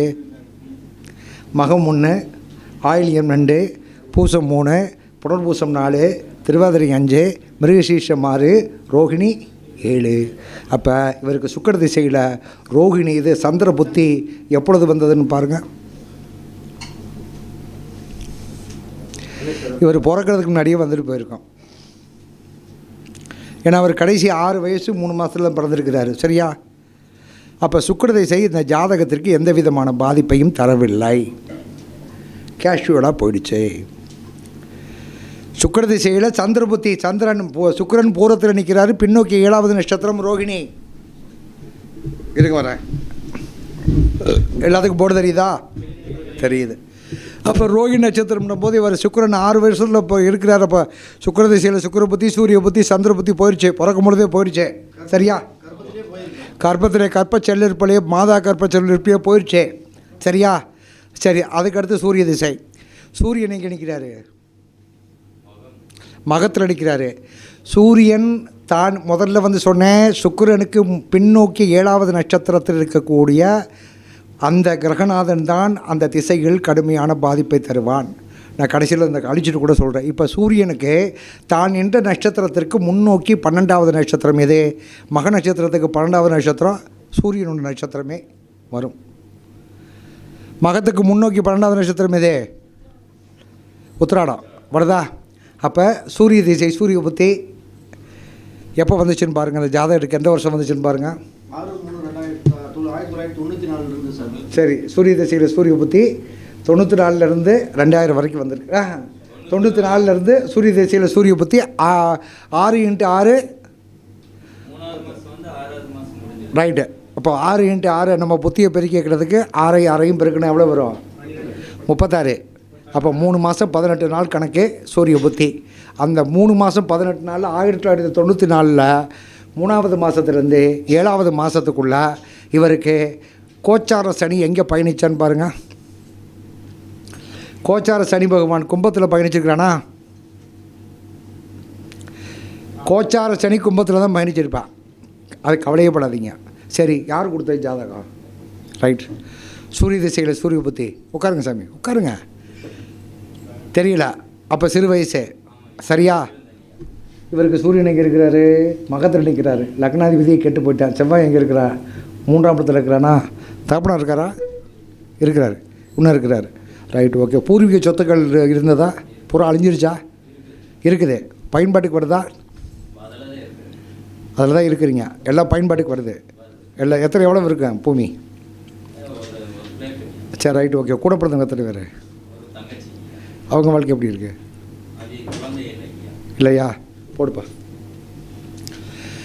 லக்னாதிபதி என்று சொல்லக்கூடிய செவ்வாய் முடக்காதிபதி ஆகிட்டார். அவர் எந்த பாவகத்தில் உட்காந்துருக்காரு? 3ஆம் பாவத்தில் உட்காந்துருக்காரு. அப்போ பூமி சம்மந்தப்பட்ட விஷயத்தில் கேள்வி கேட்டால் பூமியில் பிரச்சனை இல்லை. சரியா? அப்போ அடுத்து யாரை கேட்கணும்? உடன் பிறந்தவர்களை கேட்கணும். அப்போ உடன் பிறந்தவர்களுக்கு கண்டிப்பாக அந்த முடக்காதிபதிக்கு உண்டான வேலையை செய்வான். சரியா? அப்போ உங்கள் சகோதரிக்கு கல்யாணம் முடிச்ச எவ்வளோ நாளாச்சு? 7 வருஷம் ஆச்சு. அப்போ அந்த செவ்வாய் முடக்காதிபதியான செவ்வாய் வேலை செய்கிறானா? Right okay. 94 இவருக்கு வயசு சின்ன வயசு. Right okay. அடுத்து சந்திர திசை. சந்திரன் ஜென்மத்தில் எங்கே இருக்கிறான்? பூரத்தில் நிற்கிறான். பின்னோக்கி 22வது நட்சத்திரம் வாங்க. பின்னோக்கி பின்னாடி ரிவர்ஸில் வாங்க. பின்னோக்கி 22வது நட்சத்திரம் ரிவர்ஸில் வாங்க. என்ன நட்சத்திரம் வருது? பின்னோக்கி 22வது நட்சத்திரம் என்ன நட்சத்திரம் வருது? மகத்தில் நிற்கிறான். மகத்துக்கு பின்னோக்கி 10வது நட்சத்திரம் அஸ்வதி. அஸ்வதிக்கு பின்னாடி 19வது நட்சத்திரம் மூலம். சரியா? அப்போ மூலம் 19, கேட்ட 20, அனுஷம் 21, விஷாகம் 22. சந்திர திசையில் குருபுத்தி எப்போ வந்துச்சுன்னு பாருங்கள். போடுங்க. சந்திர திசையில் குருபுத்தி எங்கே வந்துன்னு பாருங்கள்.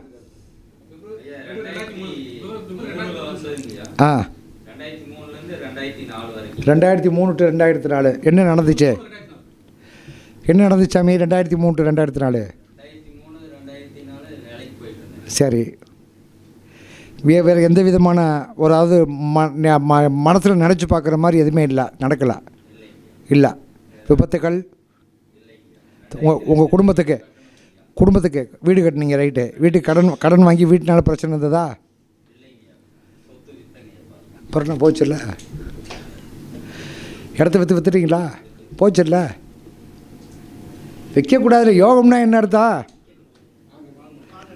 வாங்கணும்ல. இடத்த வாங்கி விற்றுட்டீங்களா? கொஞ்சம் யோசனை சொல்லுங்கள், அவசரப்படாதீங்க.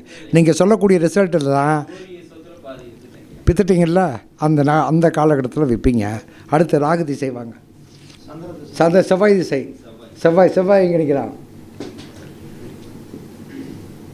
செவ்வாய் திருவாதிரை நிற்கிறான். செவ்வாய் நிற்கின்ற நட்சத்திரத்துக்கு முன்னோக்கி 3வது நட்சத்திரம் எதே? பூசம். திருவாதிரை நிற்கிறாரா? செவ்வாய் திருவாதிரை நிற்கிறார்ல. அப்போ 3வது நட்சத்திரம் பூசம் தானே. அப்போ பூசத்தில் செவ்வாய் திசையில் சடி புத்தி எப்போ வந்துச்சு?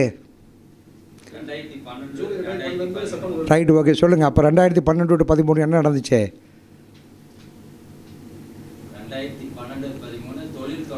சரி. சங்குதிரிச்சா? ஊதிரிச்சா? எவ்வளோ ஊதிச்சு? 2012 12 லட்ச ரூபான்னு இன்றைக்கி வேல்யூ பண்ணா. அதுக்கப்புறம் இன்னும் தொழில் அமைக்க முடியுதா? அடுத்து ராகுக்கு வாங்க. இதெல்லாம் நீங்கள் இதெல்லாம் தெரிஞ்சுக்கிறணும். சும்மா இந்த திசைக்கு அவன் மாரகாதிபதி திசை, யோகாதிபதி திசை, இதெல்லாம் வேஸ்ட்டு. டயத்தை வேஸ்ட் பண்ணுறது. இதெல்லாம் பார்த்திங்கன்னா அனுபவம். நீங்களாம் ப்ராக்டிக்கலாக இதெல்லாம் நீங்கள் வந்திருக்க உங்களுக்கு லக்கு. பொதுமக்களை கடந்தாலும் யார் விளையாண்டு எடுத்துக்கிறங்க. உங்களுக்கு நான் தனியாக சொல்கிறேன். நான் இப்போ ராகு பகவான் எங்கே நிற்கிறாரு? ஜாதகத்தில் பூரத்தில் பின்னோக்கி 9வது நட்சத்திரம். ராகு கேதுகளுக்கு பின்னோக்கி 9வது நட்சத்திரம் எது? பூரத்துக்கு பின்னோக்கி 9வது நட்சத்திரம் உத்தரா. பின்னோக்கி வாங்க. உத்தர நட்சத்திரம் வரும். கிருத்திகை வருதா? பின்னோக்கி கிருத்திகை நட்சத்திரம் வருது. இப்போ ராகு திசையில் சூரிய பற்றி எப்போ வந்துச்சு? வருது. இப்போ அந்த காலகட்டத்தில் உங்களுக்கு வச்சு செய்ய போகிறான்னு அர்த்தம். சரியா? இது இந்த ஜாதகத்தினுடைய கணக்கு. சரி. இந்த திசைகள்லாம் இப்போ நீங்கள் நமக்கு சொன்னமே திசைகள், இவங்க பூரா உங்களுக்கு யோகாதிபதியாக வந்திருப்பான். லக்கணத்துக்கு பாதை யோகாதிபதியாக வந்திருப்பான். அது நல்ல திசாநாதனுக்கு நல்ல பாவகத்துக்கு உண்டான கணக்கில் வந்திருப்பான். இவங்களாம் ஏன் செஞ்சாங்க? இது கணக்கு வேணும்ல. இப்போ நீங்கள் என்ன திதியில் பிறந்திருக்கிறீங்க? பிரதமை திதியில் பிறந்திருக்கிறீங்க. பிரதமை திதியில் பிறந்தவர்களுக்கு ஒருத்தனுக்கு குடும்பம் அமைஞ்சதுன்னா தொழில் அமையாது. தொழில் அமைந்தால் குடும்பம் அமையாது. இதுதான் பிரதமை திதியினுடைய சூழல். அப்போ பிரதமை திதியில் பிறந்தவனுடைய ஊழ்வினை கர்மா என்ன பண்ணுன்னு கேட்டிங்கன்னா, திருமண வாழ்க்கையும் தொழில் சம்பந்தப்பட்ட விஷயத்திலையும் அந்த காலகட்டத்தில் மட்டும்தான் ஊழ்வினை கர்மா வேலை செய்யும். இதுதான் திதி ஒரு மனிதனுடைய விதியை செய்யுது. துதியை திதியில் பிறந்தவனுக்கு கல்யாணம் பண்ணுறதுக்கு முன்னாடி அவன் கதையெல்லாம் முடிஞ்சது. இப்படி ஒவ்வொரு திதிகளுக்கும் எந்தெந்த காலகட்டத்தில் எந்தெந்த பருவத்தில் எந்தெந்த பாவகத்தை பாதிக்கும் என்பதை சொல்வது தான் திதி. இதுதான் கணக்கு.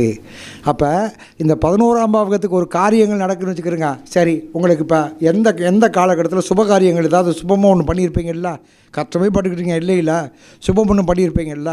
சரி ரைட்டு, எப்போ சுபம் பண்ணீங்க? என்ன பண்ணீங்க? அப்போ தான் ஆச்சு. Right, okay. இப்போ லக்கணத்துக்கு 7ஆம் இடத்துக்கு அதிபதி யார்? சுக்கிரன். சுக்கிரன் எங்கே நிற்கிறான்? சிம்மத்தில் அடிக்கிறான். ரைட்டு. இப்போ சிம்மத்தை வந்து பார்த்திங்கன்னா சனி பகவான் எப்போ பார்த்தாரு? உங்களுக்கு எந்த வருஷத்தில் திருமணம்? 21. சரி, 21 2021 சனி பகவான் எங்கே வந்தாருன்னு பாருங்கள். சரி ரைட் ஓகே, மகரத்தில் இருந்தாரா? இப்போ சுக்கிர பகவான் பாவக ரீதியாக கடகத்தில் இருப்பார். ஏன்னு கேட்டிங்கன்னா, ஒரு மனிதனுடைய வாழ்க்கையில் திருமணம் நடக்கிறதாக இருந்தால் அந்த ஜாதகத்திற்கு லக்கணத்திற்கு 7ஆம் இடத்துக்கு அதிபதி ஜனன ஜாதகத்தில் எங்கே இருக்கிறானோ அவனை கோச்சார சனி பகவான் பார்க்கும் பொழுது கண்டிப்பாக திருமணம் நடக்கும். ஓகே ஓகே சரி, இப்போ யாராவது ஒருத்தர் லக்கணம் சொல்லுங்கள். யாராவது ஒருத்தர் லக்கணம் சொல்லுங்கள். ரிஷப லக்கணம். உங்களுக்கு ரிஷப லக்கணம்னா 7ஆம் இடத்துக்கு செவ்வாய் எங்கே இருக்கிறானுங்க? 4ல் இருக்கிறாரு. அப்போ 4 ரிஷப லக்கணம்னா சிம்மத்தில் இருக்கிறாரு. சரியா? உங்களுக்கு அநேகமாக 1994 92 93 94 திருமணம் நடக்கிறதுக்குண்டான வாய்ப்பு உண்டு. எந்த வருஷம் ஆச்சுங்க?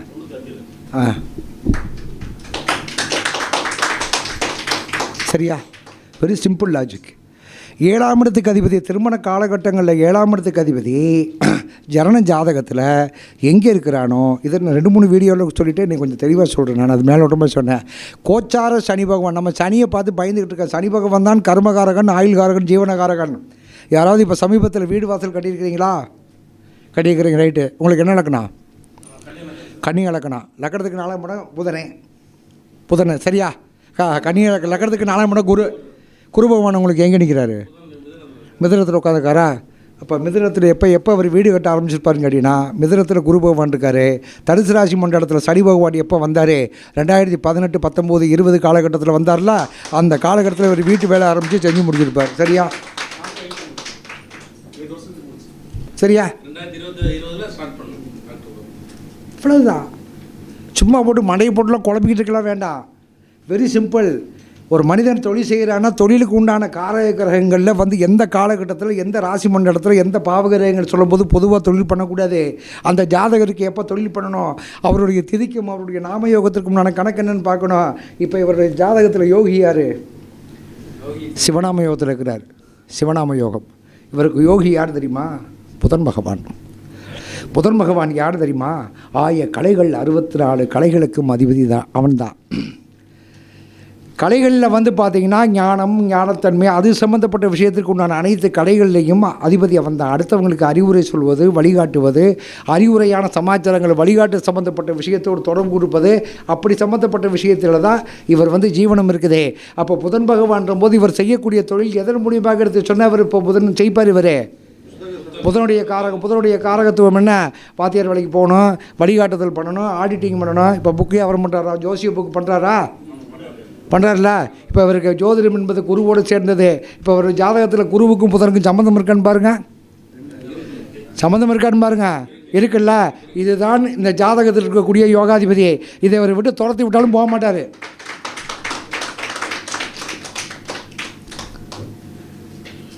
சரியா? சும்மா அந்த 7 கூடிய 8 பார்க்குறேன், 8 கூடிய 10 பார்க்குறேன், இவன் லக்கணத்துக்கு இவன் பாதகாதிபதி, இவன் மாரகாதிபதி, 6ஆம் இடத்துக்கு அதிபதி, 8ஆம் இடத்துக்கு அதிபதி, 12ஆம் தயவு செய்து விட்டு தொலைங்க. கொஞ்சம் முன்னேற்றத்துக்கு வாங்க. மக்கள் நம்மளை காட்டிலும் முன்னேறிட்டு வர்றான், நம்மள்கிட்ட வர்றா.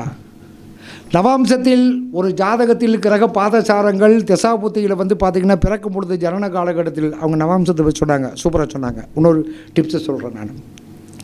நவாம்சத்தில் அதாவது ராசி மண்டலத்தில் ஒரு கிரகங்கள் யோகத்தை தருமா பாதகத்தை தருமான்ற மாதிரி இது நம்ம ஊரில் இதை திருமண பொருத்தம் ஒரே செகண்டில் பார்க்குற மாதிரி நானும் ஒரே செகண்டில் பார்த்துக்கலாம். அந்த திசை அந்த ஜாதகத்துக்கு யோகத்தை தருமா பாதகத்தை தருமாண்டி அப்படின்னு சொடக்கு போட்டுக்குள்ளே சொல்லிடலாம். எப்படி? தசாநாதன் 1ஆம் பாதம் 2ஆம் பாதத்தில் இருந்தால் அந்த திசை யோக திசை.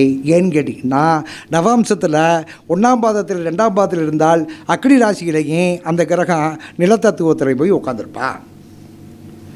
3ஆம் பாதம் 4ஆம் பாதம் உட்காந்துனா காட்டு ராசியிலையும் மோட்சராசி மன்ற இடத்துல தான் அமர்ந்திருப்பா. அதனால் 3ஆம் பாதம் 4ஆம் பாதத்தில் ஒரு கிரக திசைகள் நின்று நடந்துச்சுன்னா அவனை சாகவும் விடாது, பொழைக்கவும் விடாது, கடைசியில் சங்கூதிட்டு போயிடும். இவ்வளோ தான் ஒரு தசாநாதனை பார்த்தோம்னா இதில் மாரகாதிபதி, இவன் அட்டமாதிபதி, இவன் லாபாதிபதி, இவன் ஆறுக்குடையவன், இவன் ஏழச்சு நடக்குது. இதெல்லாம் பார்த்திங்கன்னா இன்னும் நிறைய போகணும். நான் நீங்கள் பார்க்குறதுக்காக வேண்டிய சொல்ல வரல நான். ஏன்னு கேட்டிங்கன்னா பயணங்கள் பலவிதமாக இருக்கணும்.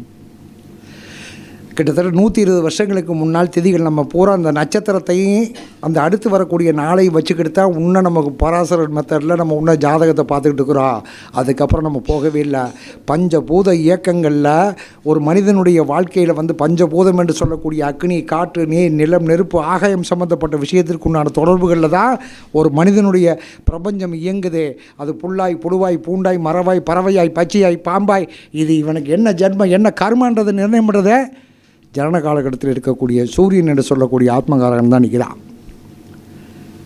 ஆத்மகாரகன் தான் நிற்கிறான். பொதுவாக என்ன கேட்டிங்கன்னா ஒரு ஜாதகத்தை பொறுத்த அளவுக்கு தசாநாதனுடைய கணக்குப்படி பார்த்திங்கன்னா 2ஆம் 3ஆம் பாதம் 4ஆம் பாதத்தில் இருந்தால் அவர்களுக்கு ஒரு குறைந்த பலனை சொல்லுங்கள். 1ஆம் பாதம் 2ஆம் பாதத்தில் இருந்தால் நிச்சயமாக 1ஆம் பாதம் 2ஆம் பாதம் நவாம்சத்தில் இருந்துச்சுன்னா அந்த நவாம்சத்தினுடைய கணக்கு அக்னி நிலத்தத்துவத்தில் போய் நிற்கே. அவன் அக்னி தத்துவத்தில் நின்றால் அரசாளக்கூடிய வெளியே பப்ளிக் மத்தியில் பெரிய ஆளாயிருவான், சொந்தமாக சம்பாதிப்பான். நிலத்தத்துவத்தில் இருந்தால் கண்டிப்பாக அரசாளக்கூடிய கண்டிப்பாக வந்துடும். ஒன்றுமே இல்லாதவனாக கூட இருந்தால் கூட ஒரு 2 ஏக்கர் வாய்க்காடு வாங்கி 1 ஏக்கர் வாங்கி புலத்தன் பண்ணிடுவான். அதுபோக நோய் நொடி சம்மந்தப்பட்ட விஷயத்தில் இன்னும் நிறைய நம்ம குறைபாடு இருக்குது. வைநாசிக தோஷம்தான் நோய் நொடி தோஷத்தை தோக்கும். இப்போ அதனால் என்ன கேட்டீங்கன்னா ஒருத்தருக்கு தேவையில்லாமல் பயப்படாதீங்க. காட்டு ராசியிலேயே மோட்சராசி மண்டலத்திலேயே 22வது நட்சத்திரம் வந்தால் அவர்களுக்கு அந்த வைநாசிக தோஷத்தை நிவர்த்தி பண்ணுங்க. வைநாசிக தோஷத்தை நிவர்த்தி பண்ணுறதுக்கு ஒவ்வொரு நட்சத்திரத்துக்கு உண்டான ஸ்தலங்கள் கொடுத்துருக்கிற வேணால் பரணிகிட்ட வாங்கிக்கிறங்க. பரணி இதில் கொஞ்சம் பிரிண்டிங் மிஸ்டேக் இருக்குது. பரணி அதை கொஞ்சம் பார்த்துக்கிறங்க. அது கொஞ்சம் பிரிண்டிங் மிஸ்டேக் இருக்குது. ஏன்னா கொடுக்குறது தவறான தகவல், மற்றவங்க முடியும் போனால் கூட பரவாயில்ல, தவறான தகவல் போகக்கூடாது. அப்போ இதெல்லாம் எதுக்கு சொல்கிறேன் அப்படின்னு கேட்டிங்கன்னா நீங்கள் நல்ல எதை வேணால் படிங்க பண்ணுங்கள். அதை பற்றி நான் சொல்ல வரல. ஒரு திசாநாதனை நிர்ணயம் பண்ணும்போது இந்த திசைகளுக்கு ஒரு திசாநாதன் தான் நின்ற நட்சத்திரத்திலிருந்து எந்தெந்த நட்சத்திரம் முன்னோக்கி பின்னோக்கி நட்சத்திரம் இருக்கின்றானோ அந்த நட்சத்திரத்தினுடைய புத்தி அவனுடைய வாழ்க்கையில் கடுமையான பாதிப்பை தரும். இது நிஜம். நீங்கள் இன்னும் 4 ஜாதகம் போட்டாலும் நான் சொல்லுவேன் நான், சரியா? அப்படின்னும் போதே ஒரு ஜாதகம் முதல்ல என்ன கேட்டால் ஊழ்வினை கர்மதோஷத்தை பாவ கர்மாவை நிர்ணயம் செய்வது எதுன்னு கேட்டிங்கன்னா ஒரு ஜாதகத்தில் யார் ஜாதகத்தில் பிறந்தவன் போனவன் வந்தவன் இருக்கிறவன் இனிமேல் மண்டையை போடவன் எவன் ஜாதகத்தை எடுத்தாலும் சரி திதி சூனியாதிபதிக்கும் முடக்காதிபதிக்கும் சம்பந்தம் இல்லாமல் ஜாதகம் இயங்காது. அவர்கள் இந்த பூலோகத்தில் பிறக்க மாட்டார்கள். இதுதான் கிரகத்தினுடைய ஊழ்வினை கர்மாவினுடைய கணக்கே. அப்போ அவனுக்கு செய்யக்கூடிய முன்னோர்கள் செய்திருக்கக்கூடிய புண்ணியம் எங்கே செயல்பாட்டுக்கு வருதுன்னு கேட்டிங்கன்னா 11ஆம் இடத்துக்கு அதிபதியும் அந்த ஜாதகருடைய பிறந்த கர்ணாதிபதிக்கும் தொடர்போடு வரும். அப்போ அந்த 11ஆம் இடத்தை ஒருத்தருக்கு ஜாதகருக்கு நல்ல காரியம் கெட்டு போச்சு, இவனுக்கு நம்ம கெட்டு போச்சு, ஒரு தசை கெட்டு போச்சுன்னு முடிவு பண்ணிட்டேன்னு வச்சுக்கிறீங்களேன், அவனை காப்பாற்றணும். என்ன பண்ணுவியா? இப்போ ஒன்றும் இல்லை, ஒருத்தருக்கு ஹார்ட் வந்துருச்சு, ஹார்ட் ப்ராப்ளம் இருக்குது, கிட்னி ப்ராப்ளம் இருக்குது, டாக்டர்கிட்ட கொண்டு போகிறாங்க. அவரை காப்பாற்றணும். கிட்னி இயங்குனா ஹார்ட் இயங்கும், ஹார்ட் இருந்துச்சா கிட்னி இயங்கு. ரெண்டையும் காப்பாற்றுறதுக்கு முதல்ல யாரை காப்பாற்றணும்? ஒருத்தர் தவிர்க்க முடியாத சூழல், வம்பு வழக்கில் மாட்டிட்டார், பணம் காசு பிரச்சனை மாட்டிட்டார். அவரை எப்படி காப்பாற்றுவீங்க? பயப்படாதீங்க. அவருடைய ஜாதகத்தில் 11ஆம் இடத்தை அவருடைய ஜாதகத்தில் இருக்கக்கூடிய யோகாதிபதி என்று சொல்லக்கூடிய கிரகமோ கர்ணாதிபதி என்று சொல்லக்கூடிய கிரகமோ பார்வை கோச்சார பார்வை பெறும்பொழுதும் கோச்சார பயணிக்கக்கூடிய காலகட்டத்தில் நீங்கள் அவனை சொல்லுங்கள், இமயமலையே புரட்டி கொண்டு வந்துடலாம். அவனுக்கு ஒன்றுமே இல்லை, அவனால் ஒன்றுமே கிடையாது, இவனால் முடியாதுன்றவனை கூட இமயமலையை கூட புரட்டிட்டு வரலாம். 11ஆம் பாவகத்தை அவருடைய ஜனன ஜாதகத்தில் இருக்கக்கூடிய யோகாதிபதி நாம யோகாதிபதியில் நீங்கள் லக்கட யோகாதிபதினு சொல்கிற மாதிரி இல்லை, கிடையாது. இவர் லக்கணத்துக்கு இந்த மேஷ லக்கணத்துக்கு இவர் சுவர் இவர் பாவர்னு சொல்கிற கணக்கெல்லாம் இருக்குது. பரணே 2 பேர்த்தையும் பிடிச்சி வெளியே தள்ளி விட்டுருப்பேன், சரியா? அப்போ என்ன கேட்டீங்கன்னா, நாம யோகங்களுடைய யோகாதிபதி என்பவன் கேட்டீங்கன்னா, கோச்சாரத்தில் அந்த 11ஆம் பாவகத்தை யோகாதிபதியோ கர்ணாதிபதியோ கோச்சாரத்தில் கடக்கும் பொழுதும் கோச்சார பார்வை பெறும் பொழுதும் நீங்கள் என்ன வேலையாக இருந்தாலும் சரி செய்ய சொல்லுங்கள். கண்டிப்பாக 100% சக்ஸஸ் ஆகுது இல்லையோ, 99.9% கண்டிப்பாக சக்ஸஸ் ஆகும். அவனை காப்பாற்றிடலாம். நம்மள்கிட்ட வர்றவன்ட்ட கதை சொல்கிறதுக்கு நம்ம யாரும் வரல. வர்றவன் பூரா வலி வேதனையோட தான் வர்றான். வலி வேதனையோட தான் வர்றான். உண்டா இல்லையா? அதில் நம்ம பெரிய ஆள் நம்ம அப்பாடாக்கன்னு சொல்லிவிட்டு உனக்கு சனி 7 உட்காந்து உனக்கு 2 பொண்டாட்டி, உனக்கு சனி 7 சனி எனக்கு நீ தோடு சங்கூதிரான்னு சொல்கிறதுக்கு அவன் நம்மள்கிட்ட வர்றா, காசு கொடுக்கறதுக்கு வர்றான். இதை நிறைய தப்பு பண்ணாதீங்க தயவுசெய்து. என்ன கேட்டீங்கன்னா, நமக்கு நிறையா விஷயங்கள் தெரியலாம். அந்த ஜாதகருடைய என்ன நடக்க போகுதுன்ற நெகட்டிவான விஷயங்களை தயவுசெய்து உங்கள் வாயிலேருந்தே சொல்லாதீங்க. நல்லா தெரிஞ்சுங்க. கொங்கு மண்டலத்தில் ஒருத்தர் பிறந்தவர், என்னோட கூட படித்தவர் ஒருத்தர். அவர் ஜோசியம் பார்க்குறாரு. அவர் வந்த பிள்ளைகளை அப்புறம் புள்ள ஓடி போயிடும், பையன் ஓடி போயிடும், அவள் ஓடி போயிடுவா, உன் பொண்டாட்டி ஓடி போயிருப்பா, புருஷன் கூட்டிகிட்டு போயிடுவா. இப்படியே 12 வருஷமாக சொல்லிக்கிட்டு இருந்தார். எனக்கு மாப்பிள்ளை முறை தான் வேணும், மாப்பிள்ளை இந்த மாதிரிலாம் சொல்லி கடைசியில் அவன் பையன் வேற ஒரு பிள்ளையை கூட்டிகிட்டு ஓடிப்பிட்டான். வாக்குப்பளித்தம், நீ என்ன சொல்கிறாயோ அதுதான் உனக்கு நடக்கும். ஒருத்தர் மருத்துவர் என்ன சொல்கிறார் என்ற மருத்துவர் 15 வருஷத்துக்கு ஒரு மருத்துவர் சொன்னார், ஏதோ ஒரு நோயின்னு போகிறீங்க, உங்களை பார்த்த மருத்துவர் அவருடைய கண்ணோட்டத்தில் ஏதோ ஒரு நோய் இல்லாத நோயை சொல்கிறாரு. நீங்கள் அந்த இல்லாத நோயை உங்கள் மனசுக்குள்ளே இப்போ மெயின் பண்ணிட்டீங்கன்னா உங்கள் உடம்பு 6 மாதத்துக்குள்ளே அந்த நோயை உருவாக்கும்ன்றாரு. இல்லாத ஒரு விஷயத்தை நீ மனசுக்குள்ளே வச்சுட்டீங்கன்னா அது உடம்பு உன்னையவா உருவாக்கும். நம்ம அடுத்தவங்களுடைய, அதாவது ஜோதிடன் என்பவன் யாருன்னு கேட்டீங்கன்னா, அவனுக்கு வழிகாட்டுவனை தானே உடைய அவனுடைய வாழ்க்கையையும் ப்ரெசண்ட் வாழ்க்கையும் நிர்ணயம் செய்பவன் ஜோதிடன் அல்ல. ஒரு கல்யாணமாகலை, திருமணத்துக்கு தடை நிவர்த்தியாக கூட பிறந்தவன் எத்தனை பேர் கல்யாணம் இந்த கேட்குற கேள்வியெல்லாம் பார்க்கணுமே. வாட்ஸ்அப்பில் ஒரு நம்பரில் அனுப்புவாங்க, கூப்பிடுறது வேறு நம்பர். கூப்பிட்ட உடனே காலையில் சொல்லுங்கள், யாருன்னு தெரியாது. அவங்க கூப்பிட்டு சொல்லுங்கள் அப்படின்னா நம்ம என்னத்தை சொல்கிறது? ஒருவேளை கந்து வெட்டிக்கு வீட்டுக்கு வாங்கியிருக்கோமா, என்ன கடங்காரன் கேட்குறான்ற மாதிரி மக்கள் இன்னும் பார்த்திங்கன்னா திருந்தவே இல்லை. இதை விட கொடுமை என்ன தெரியுமா? இந்த தமிழ்நாட்டுக்குள்ளே திதி நாம யோகக்காரனை சொல்லிக் கொடுத்தவனே நான் தான். எனக்கிட்டே திருப்பி பாடம் சொல்லுவாங்க. எனக்கு கருணாதிபதி அங்கே உட்காந்துருக்கிறான், யோகாதிபதி அவயோக நட்சத்திரத்தில் இருக்கான்னு எனக்கே சொல்லிக் கொடுக்குறாங்க. நான் என்ன பண்ணுறது? நான் என்ன சொல்ல முடியும்? அதுவும் போய் கேட்டால் நான் இப்போ பெரும்பாலும் நிறையா ஜாதகம் பார்க்குறத விட்டுட்டேன். அந்த அலுப்புத்தன்மை, சலிப்புத்தன்மை, விருப்புத்தன்மையோடு வர்றவங்கள்ட்ட தயவுசெய்து ஜாதகம் பார்க்காதீங்க. அவங்களால திருத்தவே முடியாது. அவன் நம்மள்ட்ட இன்றைக்கி பார்ப்பேன், நாளைக்கு வேறு ஒருத்தர் பார்ப்பேன். அவங்களுக்கு என்ன தெரியுமா, காசு ஏதாவது நிறையா 10,000 ரூபா வாங்குறாங்களா, அவர் தான் பெரிய ஜோசியரே. நீங்கள் எவ்வளோ வாங்குறீங்க? நான் 500 ரூபா தான் வாங்குகிறேன். ஓ 500 ரூபாண்ணா, இதெல்லாம் அவ்வளோ தான் பார்ப்பேன் போல இருக்குது. இது எனக்கு ஒரு கொள்கை. நான் சும்மா தான் வாங்கிக்கிட்ட காசு யாருக்குமே வாங்குறதில்ல. ஜோசியத்தை கேவலமாக நினைக்க ஆரம்பிச்சிட்டாங்க. நான் எனக்கு பணம் ஜோதிடத்தை பார்த்து தொழில் பார்க்க வேண்டிய அவசியம் இல்லை. அந்த பணம் ஜோதிடத்தினால் எனக்கு பணம் வர வேண்டிய அவசியம் இல்லை. ஒரு மார்ஜினுக்காக 500 ரூபா வச்சுருக்கிறேன். எனக்கு 1000 தொழில் தெரியும். நான் யாரையும் ஏமாற்ற வேண்டிய அவசியம் இல்லை. நான் பெரிய கோடீஸ்வரலாம் கிடையாது. தர மட்டத்தில் இறங்கி நான் வேலை செய்ய எனக்குனாலும் பிழைக்க முடியும். ஆனால் ஜோதிடத்தை தவறான முறையில் யார்ட்டையும் வாங்கணும்னு அவசியமே இல்லைன்ட்டா. அப்படி ஒரு உள்ள கொள்கையே உள்ளாலே. அப்போ நம்மள்கிட்டயே கேட்பாங்க. அப்போ என்ன கேட்டிங்கன்னா, மக்கள் நீங்கள் தயவுசெய்து, நான் உங்கள்கிட்ட இப்போ எல்லாம் புதுசாக வர்ற மாணவர்கள், ஏன்னா அதிகமாக பேசுகிற நினைக்காதீங்க, அனுபவம் எனக்கு ஜாஸ்தியாக உண்டு. ஆகினால வர்றவர்கள், நம்மகிட்ட வர்றவங்க ஒரு 10 கோடி ரூபா லாபம் கிடைச்சா ஜோசியர் பார்க்க வருவாங்களா? சொல்லுங்கள் சாமி. காலையில் 6 மணிக்கு எதிர்த்து ஒருத்தர் கூப்பிட்டாங்கன்னா அவங்களுக்கு எவ்வளோ பிரச்சனை இருக்கும் யோசனை பண்ணி பாருங்கள். ஒரு காலையில் 6 மணிக்கு மருத்துவரை தேடி போகிறாங்களா, அவங்களுக்கு எவ்வளோ பிரச்சனை இருக்கும். ஆகினால் நான் என்ன சொல்கிறேன்னா, நீங்கள் இங்கே இருக்கிற ஜோசியர்களில், நீங்கள் இந்த யூடியூப்பில் பார்க்குற ஜோசியர் யாராக இருந்தாலும் மொத்தத்தில் என்ன கேட்டிங்கன்னா, நம்மளை நாடி வருபவர்கள் நலமாக இருந்தால் மட்டும்தான் நாம் நன்றாக இருக்க முடியும். புரியுதுங்களா? ஒவ்வொருத்தரும் நம்மகிட்ட வலியும் வேதனை வரும்போது இவர் நமக்கு ஒரு வாழ்க்கைக்கு ஒரு வழி சுற்றிட மாட்டாரா? இவர் ஒரு வாழ்க்கையில் வழி சுற்ற முடியாதா? தடுமாற்றங்கள், மனமாற்றங்கள், ஏமாற்றங்கள், விரக்தி, வேதனை, வலி, அத்தனை நம்மகிட்ட வர்றவங்க எல்லாருமே கண்டா ஏதோ ஒரு பிரச்சனை வரும்போதே, உனக்கு 7 சனி உட்காந்துருக்க ஒரு குழந்தைக்கு இப்போ ஒரு 30 வயசுக்கு ஒரு குழந்தை, ஒரு பிள்ளை கல்யாணம் ஆகலை, அதுக்கு பிள்ளைக்கு 7 சனி இருக்குது. அந்த பிள்ளை யாருக்குனால கல்யாணம் 7 சனி இருக்கிறனால திருமணம் ஆகலை நினைக்கிறீங்களா? பாடாவதி பள்ளி நம்ம ஜோசியாரங்க பூரா 7 சனி இருந்தால் 2 உண்டாடி சொல்லியே ஜாதகத்தை நிப்பாட்டியிருப்பாங்க நம்ம ஆளுங்க. சனி பகவான் பார்த்தீங்கன்னா, சனி பகவான் ஒவ்வொரு இடத்துல இருந்தால் அவன் தானே ஆயுள்காரகன், அவன் தான் கர்மகாரகன். நான் தான் சொல்கிறேனே, எந்த ஒரு உங்களுக்கு சுப நிகழ்ச்சிகள் நடந்தாலும் சனி கிரகத்தினுடைய சம்பந்தம் இல்லாமல் உங்களுக்கு நடப்புறதுக்கு வாய்ப்பே இல்லை. நம்மளுக்கு இந்த 7.5 சனி 8.5 சனி 10.5 சனி சொல்லிகிட்டே இருந்துகிட்டு இருக்கா. நீங்கள் ஒன்றும் வேண்டாம், உங்கள் குழந்தை பிறந்த உங்கள் ஜாதகத்தை சொல்லுங்கள். உங்கள் குழந்தை பிறந்த நான் சொல்கிறேன். நான் குழந்தை எப்போ கரு உருவாச்சே, சனி கிரகத்தினுடைய தொடர்பு இல்லாமல் நம்ம சும்மா குருன்னு சொல்லிக்கிட்டு இருக்கோம். குரு மாதிரி என்ன கேட்டிங்கன்னா சைலண்ட் கிளர் யாருமே இல்லை. குருதிசையில் கொடுத்தவன் எவனாச்சும் கொடுத்தவன் கடைசியில் பரதேசியாகி பிச்சை எடுத்துருவாங்க. எனக்கு குரு பகவானுக்கு வாக்கியத்தை வர்றது கிடையாது, பங்காளி சண்டையெல்லாம் கிடையாது. எனக்கு குருதிசை நடந்துட்டு இருக்காது, நான் சொல்ல வரல. நான் என்ன பண்ணி புரியுதுங்களா? அதாவது என்ன கேட்டீங்கன்னா எல்லாருடைய வாழ்க்கையிலும் ஒன்றும் இல்லை, ஒரு சிம்பிளான விஷயம்.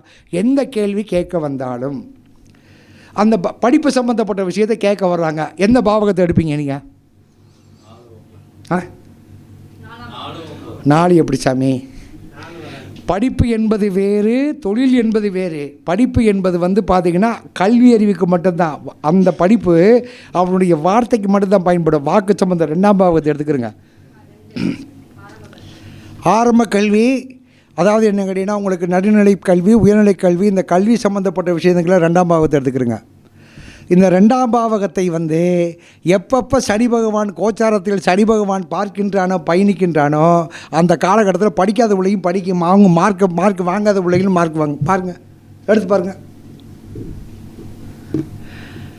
நம்ம கிளாஸில் பள்ளிக்கூடத்தோடு சேர்த்த போகிற விஜயதசமி அன்னைக்கு சேர்த்துறோம். பொதுவாக விஜயதசமி அன்னைக்கு அட்மிஷன் போடுறோம், புரட்டாசி மாதம் அட்மிஷன் போடுறோம். ஏப்பா விஜயதசமி அன்னைக்கு அட்மிஷன் போடுறோம்? யாருக்கா தெரியுமா? தெரியாது. ஏன் புரட்டாசி மாதத்தில் எந்த ஒரு காரியத்தை செய்யக்கூடாதுன்னு சொல்கிறாங்க? தெரியாது. ஆடி மாதத்தில் ஏன் ஆடி மாதத்தில் பெரும்பாலும் செய்யக்கூடாதுன்னு சொல்கிறாங்க? தெரியாது. புரட்டாசி 15க்கு முன்னாடி ஏன் செய்யக்கூடாதுன்னு சொல்கிறாங்க? தெரியாது. மார்கழி மாதம் ஏன் செய்யக்கூடாதுன்னு சொல்கிறாங்க? தெரியாது. 1000 காரணங்கள் இருக்குது. நம்ம முன்னோர்கள் கோமணத்தை கட்டிக்கிட்டு நம்மளை மாதிரி இல்லை எல்லாம் அறிவு சார்ந்த விஷயங்களில் கண்ணை அப்படி ஒவ்வொரு கிரகத்தினுடைய கதிர்வீச்சுகளையும் நவநாயகருடைய கதிர்வீச்சுகளையும் ஒரு மனிதனுடைய வாழ்க்கையில் நடக்கக்கூடிய நிகழ்வுகளை பஞ்சபூதத்தின் மூலியமாக பிறப்பு முதல் இறப்பு முதல் சொல்லி வச்சுருக்கிறான். அப்போ இது நம்ம உட்காந்து நீங்கள் மீட்டிங்கு கொடுத்துட்டீங்க, பேசுகிறதுக்காக பேசுகிறேன். நான் எல்லாமே உங்களுக்கு லைவில் தானே போட்டு காமிக்கிறேன். இதில் ஒன்றும் மாட்டு கருத்து இல்லை உங்களுக்கு.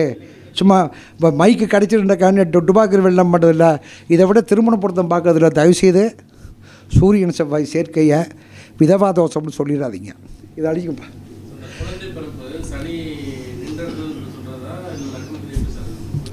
உங்களுக்கு குழந்தை எப்போ பிறந்துச்சு? இன்னும் குழந்தை இல்லை உங்களுக்கு. இப்போ என்ன இதுக்கு இல்லை, என்ன நடக்கணும்னு சொன்னீங்க? 5ஆம் இடத்துல குரு இருக்கான்னு சொன்னீங்களோ? 10ல் உட்காந்துருக்காரா? அப்போ கர்ம தோஷத்தை உங்களுக்கு நிவர்த்தி பண்ணணும்ல. 10ல் உட்காந்துருக்கா? 10ல் கர்மஸ்தானம் இல்லை. குரு பகவான் உங்களுக்கு குரு பகவானை நிவர்த்தி பண்ணால் தான் உங்களுக்கு சந்தான பிராப்தி கிடைக்கும். ஆமாம், கவுண்டிங் ப்ராப்ளமாக இருக்கா? இது பப்ளிக்கில் பேசுகிற விஷயம் இல்லை சார். என்ன கூட சொன்னப்போ விதவா தோஷம். இடுகதிரும் செவ்வாயும் எங்கிருந்தாலும் இளவயதில் விதவை. பாதி பிள்ளைகளை நம்ம ஆளுங்க பாதி பிள்ளைகளுடைய வாழ்க்கையை கெடுத்து கொண்டு சொல்ல மாட்டாங்க. தயவுசெய்து இனிமேல் வளரக்கூடியவங்க நீங்கள் அந்த மாதிரி பண்ணாதீங்க. ஏன் ஒரு திருமண காலகட்டத்தில் மட்டும் சூரியன் செவ்வாயை பார்க்கிறான்? சூரியன் யார், செவ்வாய் யார்? தயவுசெய்து நீங்கள் சொல்லியிருந்தாலும் அதை பற்றி நான் வருத்தப்பட போகிறதில்ல.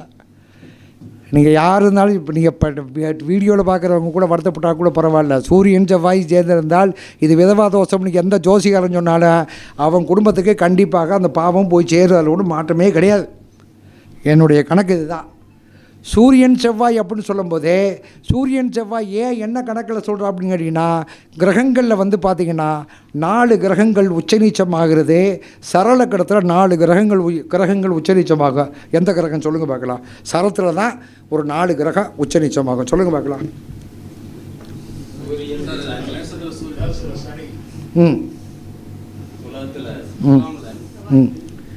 பரணி பாரதி பொண்ணு அந்த பக்கம் ஓரமாக உட்காந்துக்கிட்டு வேறு என்னமோ பேசுகிறாங்களா அப்படின்ட்டு. சூரியன் செவ்வாய் குரு சனி இந்த 4 பேர் யார்? எந்த கிரகம்? ஆண் கிரகமா பெண் கிரகமா?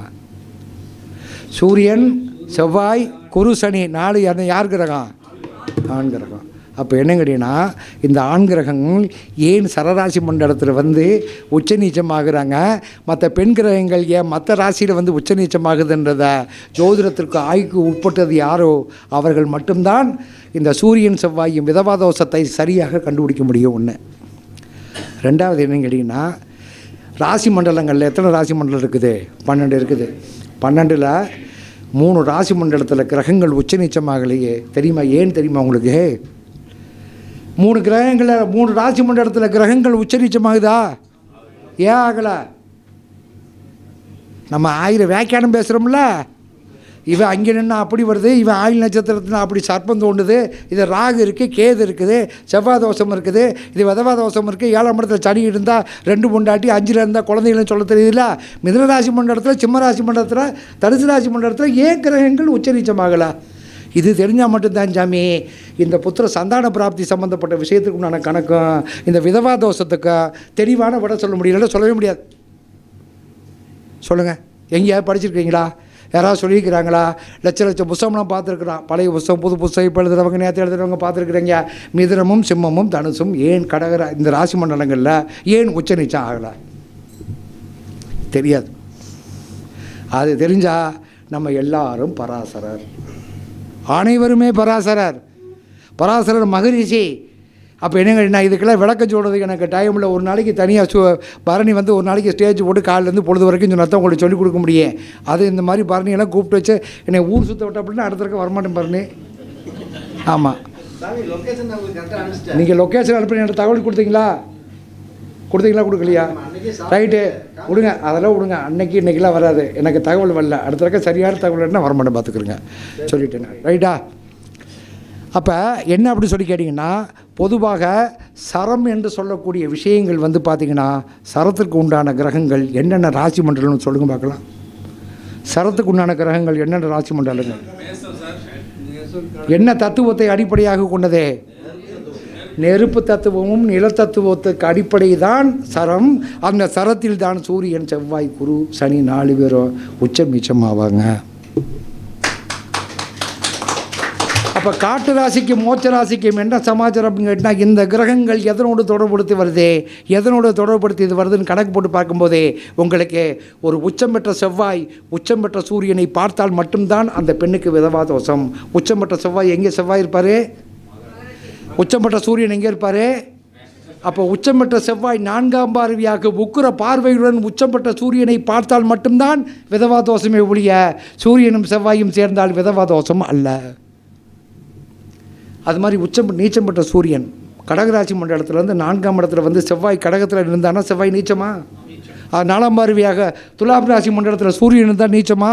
அப்போ நீச்சப்பட்ட சூரியனை 4ஆம் பார்வையாக பார்க்கும் பொழுது உடல் நோய் சம்பந்தப்பட்ட விஷயத்தில் வந்துவிடும். செவ்வாய் தோஷத்தை எங்கே நாம் கவனிக்க வேண்டும் என்று சொன்னால், செவ்வாயின்றது எது? ரத்தம். ஒரு ஆணினுடைய உடம்பில் இருக்கக்கூடிய ரத்தம், முன்னோடைய ஜீன்ஸு. இது ஒரு பெண்ணுக்கும் ஏன் திருமண சம்பந்தப்பட்ட விஷயத்தில் செவ்வாய் தோஷத்தை அந்த திருமண காலகட்டத்தில் மட்டும் ஏன் பார்க்கிறோம் என்று சொன்னால், ஒரு ஆண்மகனுடைய அது அவனுடைய தகப்பனுடைய தாய்வழி சம்பந்தப்பட்ட ஜீன்ஸு, அதனுடைய முன்னோர்கள் செய்திருக்கக்கூடிய பாவ புண்ணியங்களுடைய இரத்தத்தினுடைய கலவை ஒரு பெண்ணுடைய கலவை எங்கே இணைகிறது என்று சொன்னால், ஏன் செவ்வாய் தோஷத்தை பார்க்கணும்னு கேட்டால், விருச்சிக ராசி மண்டலம் தான் செவ்வாய் தோஷத்தை பார்ப்பதற்கு உண்டான முக்கியமான லக்னம். விருச்சிக ராசி மண்டலத்தில் தான் செவ்வாய் தோஷத்தை ஜனன ஜாதகத்தில் பார்க்கணும். ஏன்னா விருச்சிக ராசி மண்டலம் மர்மராசி. அந்த மர்மராசியின் மூலியமாகத்தான் இயற்கையில் உலகத்தில் பிரபஞ்சத்தில் அடுத்த பிறவி பிறக்கிறது, கர்மா இயங்குகிறது. இதனை கணக்கு. இவன் நம்ம லக்கணத்தில் 1 இருந்தால் செவ்வாய், 2 இருந்தால் செவ்வாய்னு 6 இடத்துல செவ்வாய் இருக்குது. 1 2 4 7 8 12 ராசி. 12 ராசியில் 6 லக்கணத்தில் பிறக்கணும். இன்றைக்கி 6 லக்கணத்தில் பிறக்கக்கூடிய செவ்வாய் தோஷமா இல்லையா? ரைட். ராகு கேது தோஷம். இதெல்லாம் என்ன தோஷம்? ராகு கேது. அமிர்த ராகு இருக்குது. பரமசிவன் காலத்தில் இருக்கக்கூடிய பாம்பு விஷராகு. பரந்தாமன்ட்டு இருக்கக்கூடிய பாம்பு மோட்சத்தை தரக்கூடிய பாம்பு. நமக்கு பகலில் வரக்கூடிய ராகு நேரம் உங்களுக்கு வந்து பார்த்திங்கன்னா அமிர்தத்தை சொல்லக்கூடியது. பொதுவாக இது ராகு கேது பற்றி விளக்கத்தை சொல்கிறதுக்கு எனக்கு முடியாட்டாலும் பரவாயில்ல. ராகு கேது தோஷம் என்று நீங்கள் நிர்ணயம் சொன்னால் வேறு எங்கேயும் போகாதீங்க. ஆயிலிய நட்சத்திரத்தன்னைக்கு ஒவ்வொரு 27 நட்சத்திரத்துக்கும் ஆயிலிய நட்சத்திரத்தன்னைக்கு பெருமாளை, அதாவது நீங்கள் கேட்டீங்கன்னா பெருமாள் வந்து 3 நிலையில் இருப்பார். பள்ளிகொண்ட பெருமாள், நின்ற பெருமாள், சயன பெருமாள். சயன பெருமாளை போய் என்ன கேட்டீங்கன்னா ராகுனுடைய கணக்கில் நீங்கள் போய் பண்ணிங்கன்னா, அதாவது ஆயில் நட்சத்திரத்தை அன்னைக்கு ராகு கேது தோஷம் என்று யார் இருக்கிறதோ அவர்களுக்கு இருந்தாலும் சரி இல்லாட்டாலும் சரி, லக்கணத்துக்கு 1ஆம் இடத்துல இருந்தாலும் சரி, 2ஆம் இடத்துல இருந்தாலும் சரி, 7ஆம் இடத்துல இருந்தாலும் சரி, 8ஆம் இடத்துல இருந்தாலும் சரி, ஆயில் நட்சத்திரத்துக்கு போய் உங்களுக்கு பெருமாளுடைய சன்னிதானத்தில் சயனத்தில் இருக்கக்கூடிய சன்னிதானத்தில் 5 நாகர் இருக்கக்கூடிய பெருமாள் இருக்கக்கூடிய இடத்துல போய் ஒரு 6 மாதம் ஆயில் நட்சத்திரத்தில் போய் வழிபாடு பண்ணிட்டு வாங்க. உங்களுக்கு ராகு கேது தோஷம் எங்கேயும் நீங்கள் போக வேண்டாம், இயற்கையாகவே பரிபூர்ணமாயிரும். படுத்துருக்கோம் நிறையா இருக்குது. இப்போல்லாம் ராமர் கோயில்னு ஐயத்தியை பற்றி பேசிகிட்டு இருக்கிறோம். தமிழ்நாட்டில் ராமர் கோயில் எத்தனை கோயில் பிரசித்தி பெற்ற கோயில் இருக்குது தெரியுமா? 86 ஸ்தலங்கள் இருக்குது. பூரா மறந்துட்டாங்க நம்ம ஆளுங்க. கோதாண்ட ராமர், வல்வில் ராமர், அனந்தராமன், ராமகிருஷ்ணன், ராமசாமி, இப்படி கோயிலெல்லாம் பார்த்திங்கன்னா இந்த விசாகப்பட்டினத்திலிருந்து நம்முடைய கன்னியாகுமரி வரைக்கும் 86 ஸ்தலங்கள், மிக பிரமாண்டமான விஷ்ணு ஸ்தலங்கள், ராமனுடைய ஸ்தலங்கள் இருக்குது. இந்த ஒவ்வொரு ஸ்தலங்களும் ஒவ்வொரு விதமான அற்புதமான விஷயங்கள் இருக்குது. நோய்களை தீர்க்கக்கூடியது, தொழுநோய்களை தீர்க்கக்கூடியது, அதுபோக ஃபிக்ஸு சம்மந்தப்பட்ட விஷயத்தை பண்ணுறது. வல்வில் ராமர்னு சொல்லிட்டு ஒரு திதிக்கு அதனால் என்ன கேட்டீங்கன்னா இன்றைக்கி புராணங்களும் கோயில்களும் வந்து பார்த்திங்கன்னா மறக்கடிக்கப்பட்டு இருக்கிறது. இது எதுக்கு சொல்கிறேன்னா, யாரையும் மண்டையை கழுவுறதுக்கு நான் பெரிய ஆள், இது பரணி வர சொல்லிட்டாப்புல அப்படின்னு நான் சொல்லவில்ல. இந்த சொல்லக்கூடிய விஷயங்கள் உங்களுக்கு கண்டிப்பாக உபயோகம் உள்ள விஷயமாக இருக்கும். இந்த தளத்தின் மூலியமாக மக்களுக்கும் ஒரு நல்ல விஷயத்தை சொல்வதாக இருக்கணும்னு சொல்லிட்டு எனக்கு வாய்ப்பு கொடுத்த உங்களுக்கு மிக்க நன்றியை தெரிவிச்சுக்கிறேன். நன்றி.